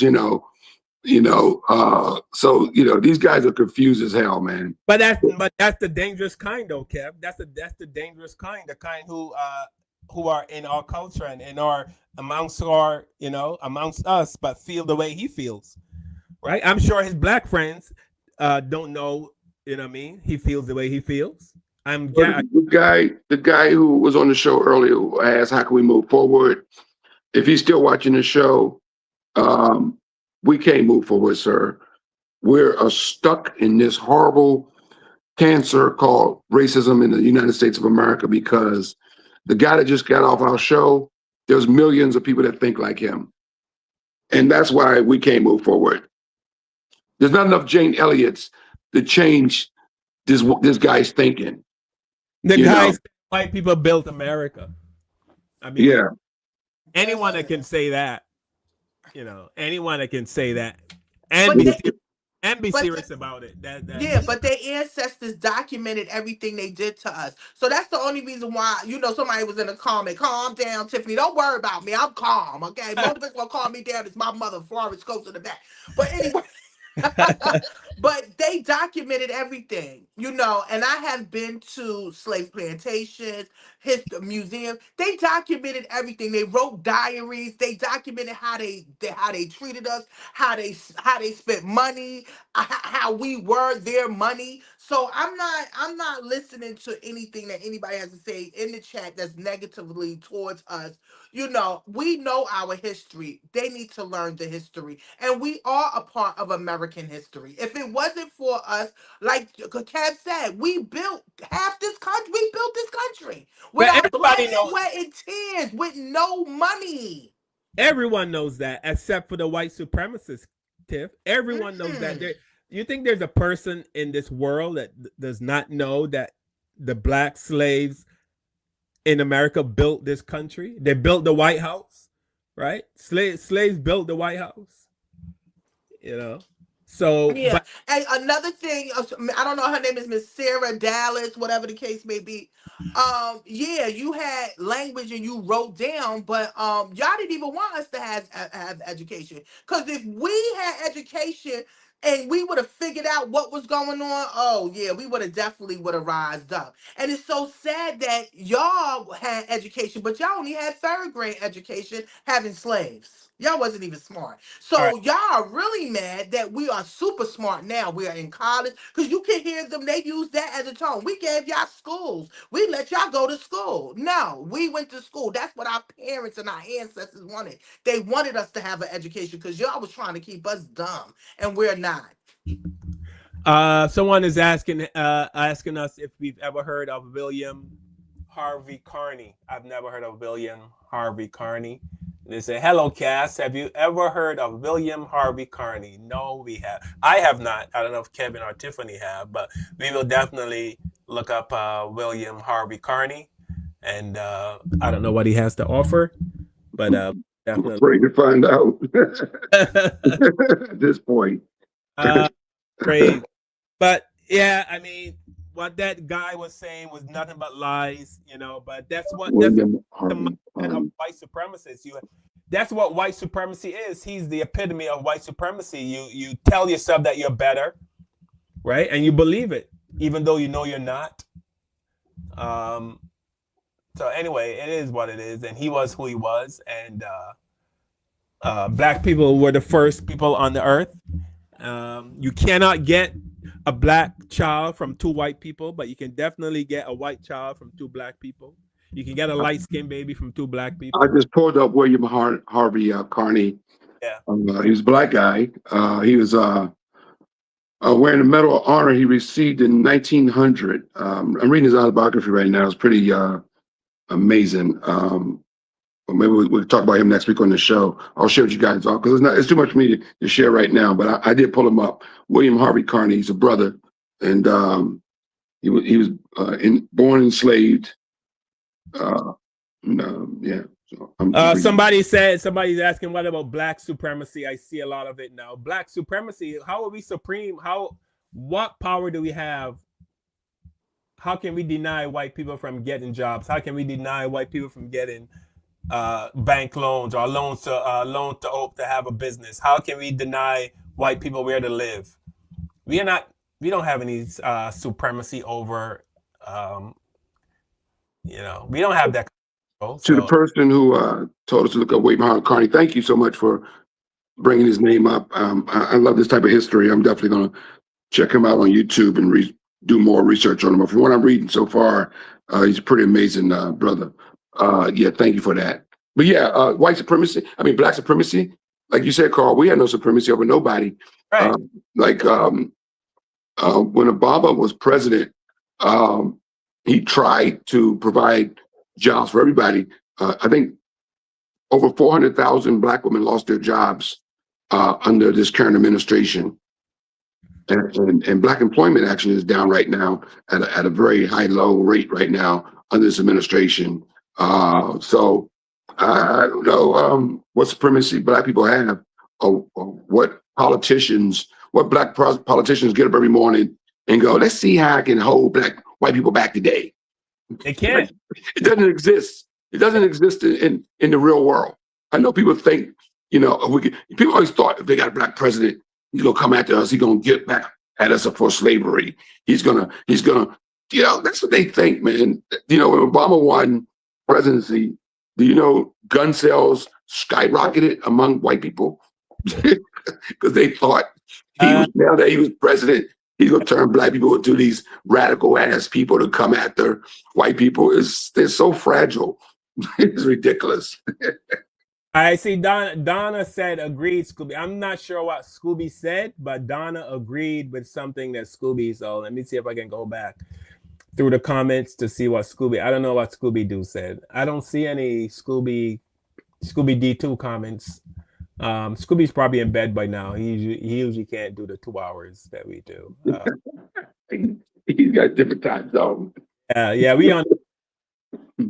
And they say also, please look up Lemuel. Did I pronounce that right? Lemuel, is that how I pronounce that? And please, people, we ask, go into the comment section after our live and put in the information. We love to know information. We like to look up stuff. We like to know that we are, we are all on the same page, or even the ones that is not on the same page. We want to know what you're talking about. We want to know your comments. So make sure you leave a comment after the live. All right, thanks. Kevin, Lemuel Haynes, can you look him up? Did you look him up? No, I just looked up the other guy. What's the new guy? What's the other person's name? Lemuel, Lamuel, Lemuel Haynes. I will check it out. Yeah, thank you. Haynes. Two Shine 55 from YouTube. Yeah, somebody said. Sarah said she liked me. Sarah, I was about to say, you getting on my nerves, Sarah. See, she said she likes Sarah it. likes me. Yeah, she likes the black lady. She likes the big black lady. Yeah.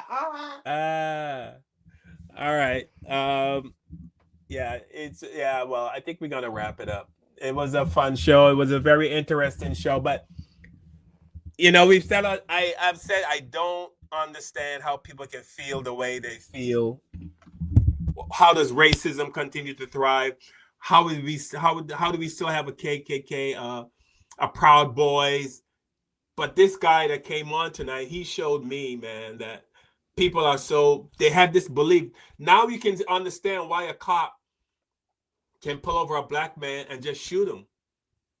Now it all makes sense, right? You can see how a cop can just shoot and kill us and not even care.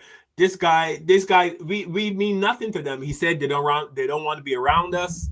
We built, right? He just let us know, yeah. They don't want to be around us. We don't want to be around you either. But he said we built nothing. Western civilization was built by the white man. Everything that we have to thank the white man for, because we obviously contributed nothing. And he said peanut butter in the traffic light. That's all he knew. That's the only thing he knows that we. Oh my! Now that bothered me. But the stuff that goes inside, and if they don't go to Africa, which is a black country, to get the cobalt to put in the cell phone, your cell phone would not work. Why are you in Africa? Why don't you get all the stuff that goes into your cell phone from Europe? Why are all the big companies? Why is France in Europe? Why is Portugal in Europe? Why does America have companies in Africa? Sorry. Why? If you don't like black people, that's where the black people are. If you don't like black people, stay out of Africa. But what it tells us, it tells me as a black person that we need to have more high self-esteem for ourselves as black people. To know that we are who we are resilient, and we can produce. We can be able to have our black economics, because he just let us know that they don't really want to be bothered. And if they're not in charge or we're not beneath them, they don't want to be bothered. So where did he get it from that we want to be around them? Like he's saying that we want to live. No, it is a lot of people. Come on, you got people that take their kids to white schools. People want to live in white neighborhoods. You got a lot of people, and this is how they feel. They don't want you in their neighborhoods. They don't want you in their schools. They don't want you in their restaurants. And he just lets you know that this is why we have to support one another and stop having low self-esteem on ourselves. But Tiffany, but is it theirs though? If I go somewhere and I see a nice house and I have the money to buy this house, and I don't care who, I don't know the neighbors, but if I like this house, I don't have the right to buy that house? No, you have the right to buy the house because you have the money. But also, you're going to be living there with people on this side and that side. And you want to be in a community or somewhere where you will feel safe. You will feel comfortable. You don't have to worry about coming outside or being harassed or asked, why are you here? Or why are you driving that car? You understand what I'm saying? Why is your kids going to our school? You shouldn't have to feel like that. You understand? So we get it. If we have the money, yes, but we have to be careful on who we surround ourselves with. But are we moving into a neighborhood because it's white people there? Are we moving into a neighborhood because it's a nice house or it's a nice neighborhood? Is it nice because white people are there, or is it nice because of where it is? All right, we're gonna wrap it up. I want to thank everyone for joining tonight. It was very interesting. I learned a lot. I kind of already knew, but that guy that came on, he kind of let us know that white supremacy is not going anywhere. Racism is not going anywhere, and we just have to find or maneuver our way through life, because like we've been doing. He said he has black friends. He says he plays basketball, which is that was a serious. But I wouldn't want to be friends with him because But they don't know. He's thinking. His friends don't know that. I guarantee his black friends don't know that. I'm sure I might have some white friends who feels the same way he does. Who knows? No accountability for again. But we just talked about it. These are the younger people. They feel like, and they were taught they should not be, how can you say, they shouldn't be charged with what their ancestors did. You know, they weren't there, but you're living off of our wealth. You understand? And what our people had to go through. And that's our only thing. Again, we know we have good white people out there and we have bad people, or bad white people out there, just like we have bad black people, we have good black people, you know, but we already know that this system has been built against us for hundreds of years. And the only thing we want is to survive and be left alone and live. You understand? Raise our children, have fun, you know, and enjoy life. That's it. We don't ask for a lot. Yeah. All right, we're gonna wrap it up. It was fun. Yeah, you had us up here 2 hours. I was trying not to do no 2 hours with you, but then you're gonna have the white baby supremacists up here giving us and we give a shout out to you, young man. I'm not gonna say because I got nephews and I got mixed nephews at that, okay? But I'm definitely going to just say thank you for your information. Thank you for letting us know how you feel and what's really going on. And we all should take note on everything that he has said to us. And also look up everything. I'm going to go back and look up everything and post it because I didn't believe half the stuff that he said. It doesn't make any sense at all. Yeah. Boy. Yeah. My Look, faith y'all is, speechless. Look, y'all black men speechless. man, my faith is shattered, man. I can't. What You is know, I try to have some hope, you know, Thanks, Carl Sarah and Tiffany. I try to Dallas. have some hope that we're gonna get past this, and there's just a small amount of these knuckleheads out here that feel this way, and it's not the majority, it's the minority, and we're gonna be okay. But then I don't know, man. I don't know. I just Yeah.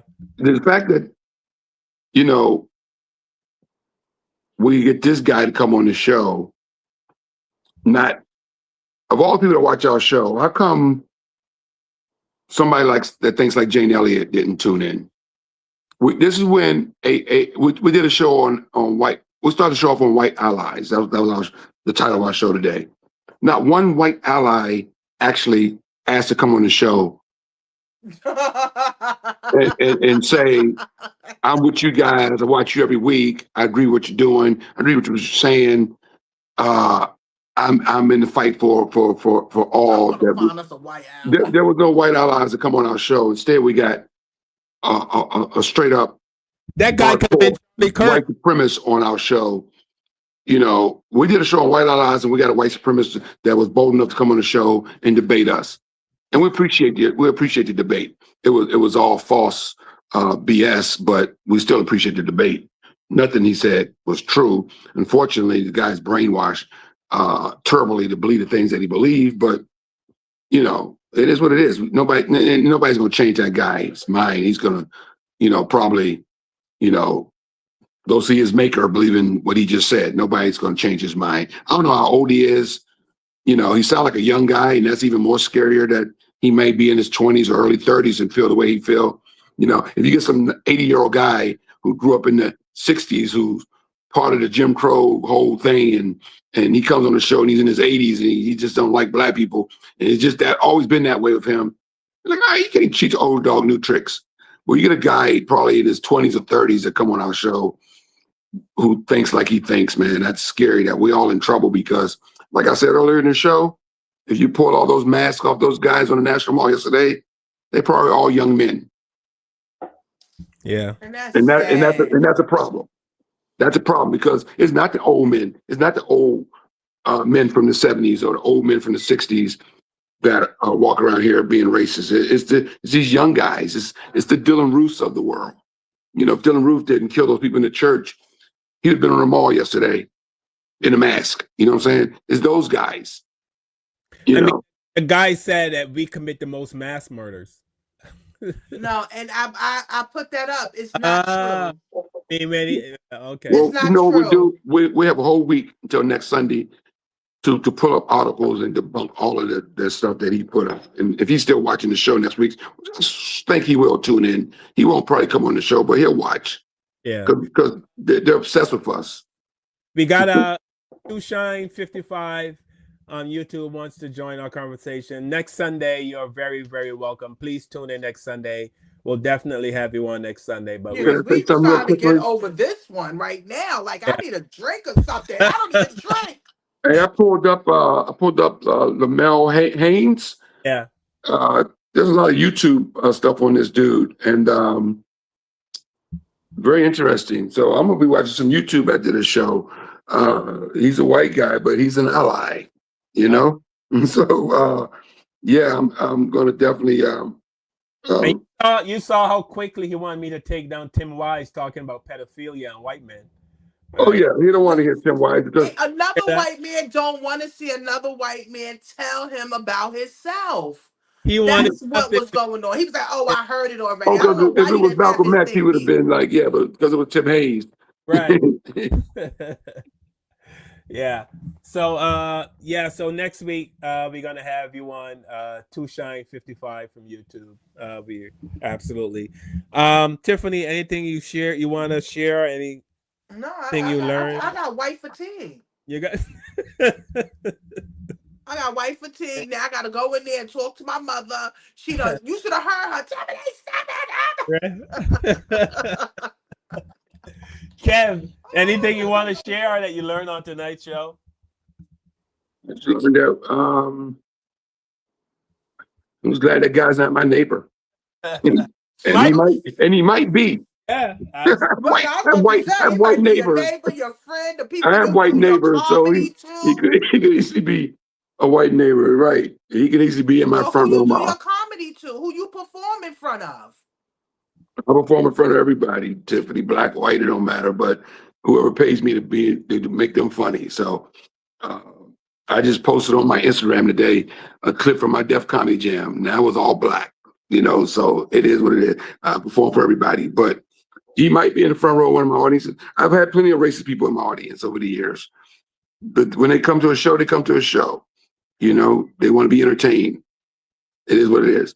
I've had drunk guys come up and tell me the worst jokes, racist jokes ever after a show. You ever hear the one about the two black guys? It's the most racist joke you ever heard. You know, so yeah. You know, alcohol is what it is. When you're drunk, they forget where they are and they start telling you racist jokes. I just don't. Man, Carl. I will say, I'm disgusted, man. I'm disgusted. I'm so disgusted right now. I want to take a shower after this show. I feel kind of dirty after having that guy. Yeah, I gotta go. I gotta take a shower, man. I gotta get that funk off me, man. You see people like him on video, but to actually talk with some person, you know, it hits different. Oh, stop. I learned that from when y'all did the Trump one. When y'all put your Trump friends up there. I already knew. I was in the same shot from there. They weren't, I mean, the stuff this guy was saying that black people did not build America, white people built Western civilization. We contributed nothing other than peanut butter and the traffic light. Dude, the water toilet, the toilet you sit on, look it up. You know, the ironing board. You know, look that up, you know. So anyway, but this is what they tell themselves to keep the lie going, right? That's why Dylan Ruth was able to go in there and kill those black people in that church, because he heard the same thing this guy heard. So he didn't see people, right? And I know he regretted it because now your life is in jail because you was ignorant and you followed a whole bunch of lies when the only thing you had to do was walk right past the church and kept going. You didn't have to go in there. That's our point that we're making. You don't have to do it. You don't have to bother us because we don't pay y'all no attention. We allowed him in. We prayed with him. We ate with him. We sung with him, and he killed them. So please, I'm sorry, Carl. That was all. All right, folks, we're out. Usually go out. I like to promote some black businesses, but I am, as Tiffany said, I got some serious white fatigue right now, and I just need to go meditate. Thank you. Peace to each of us. Peace and love. Peace and love. So shout out to all the people that were in the chat. Really appreciate you, Donna, Scooby D2, Nicole, Pamela. I didn't see Pamela Jones. Rick Jenkins from Boston. all the newbies and all the people who are here with us every Sunday. We appreciate you. Even what was the white supremacists we had on? You know, shout out to you. You know, you believe what you believe, and I've said that on the show many times. You believe what you believe, and we can't change your beliefs. That's why they were able to have that many people marching on the Washington Mall yesterday, chanting those racist chants, because it is what it is. That's why there's a KKK. That's why there's a Proud Boys movement. That's why there's a Nazi group, you know, because people really believe what they believe. And I don't think there's anything we can ever do about it, but, you know, but shine a light on it and make people aware that these people do exist. All right, Kev, love you, brother. Tiffany. And we'll be back next week. Yeah, man.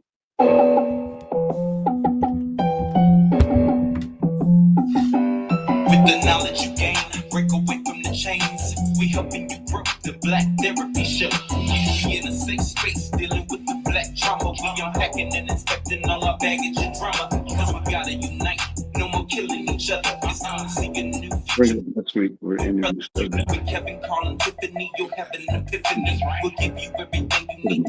The enemy, you'll be giving you empathy. We're gonna challenge you mentally. The right conversation so you grow exponentially. We built your penitentiaries, we built all your schools. Gave us brainwash education, just making us fools. Hatred was what we got in exchange for love. No more manipulation from my God above. No, it's Carl, Kevin, and Tiffany. Now welcome to the Black Therapy Show. Let's go.